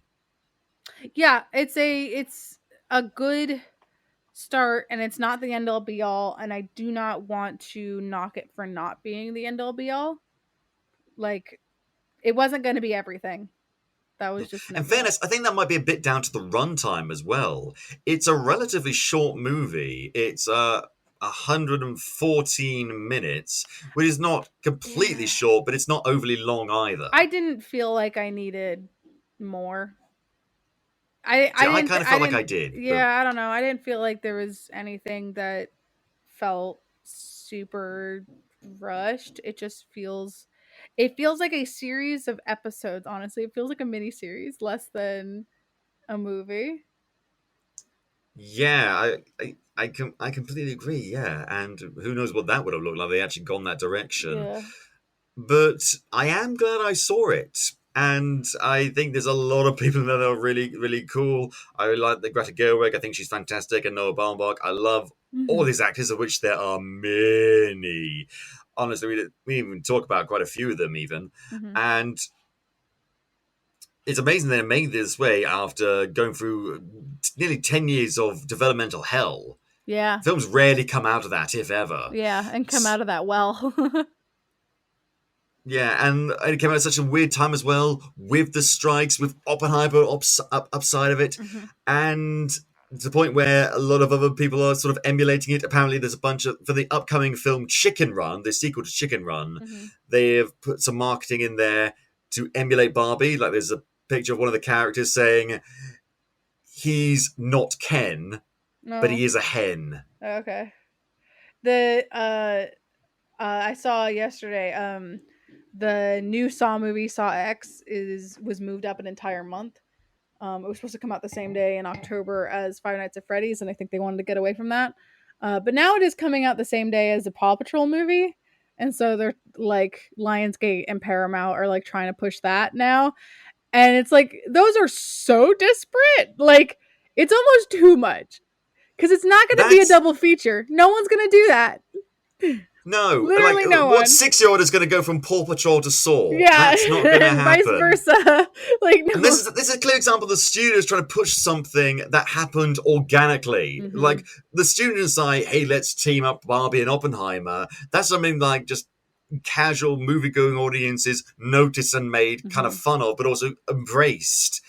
And because you can't push it. That's a whole conversation about studios, the way it's represented in this movie that we could talk about, but we just don't have the fucking time. Right. And God, Barbie shouldn't be this complicated. But then people have criticized her for being uncomplicated. Now we're going back to American Ferrer's big long rant near the end of the movie. Yeah. So what else can we say about this movie? Any last thoughts you've got about this thing? I think I've said everything that I have, but I did just come out of it like an hour ago, 2 hours ago now. So and I've had a whole day later. to think about it. Yeah. And yeah, I don't think that my thoughts are going to change. But I am glad I saw it. I do think it's funny and at times self-aware, and at times it frustrates me. It frustrates me at some times, but other times it makes me feel rather good and wholesome. And I think what it comes down to is its creativity. It's a very creative movie, what it was going to do. It did not need to do this sort of thing. It could have just had a thing where it just like puts Barbie in the real world straight away and just like an ordinary person, and it's about like her whole relationship with Ken or something like that. They didn't do that. They wanted to do an extra metatextual commentary on Barbie as an idea. And like it or not, that's exactly what they did. Yeah. We have a fucking meta film about Barbie. May God have mercy on all of our souls. And on that note, I think it's about time we end the show. Thank you very much, Alex, for joining me today. Yeah, thank you. This is a lot of fun. That's one word for it. If you enjoy the show, please tell your friends, shout it from the rooftops. And if you haven't already, go back into some other super episodes. Like we talked about more about the Stark stuff last week. We're talking about Dean Page. Check that out. In fact, the link to his Kickstarter will be live by now by the time this episode goes out, so you can check that out.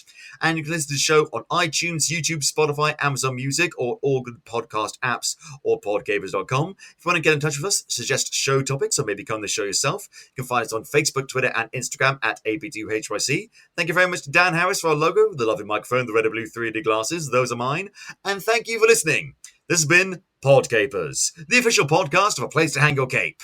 Cue the music!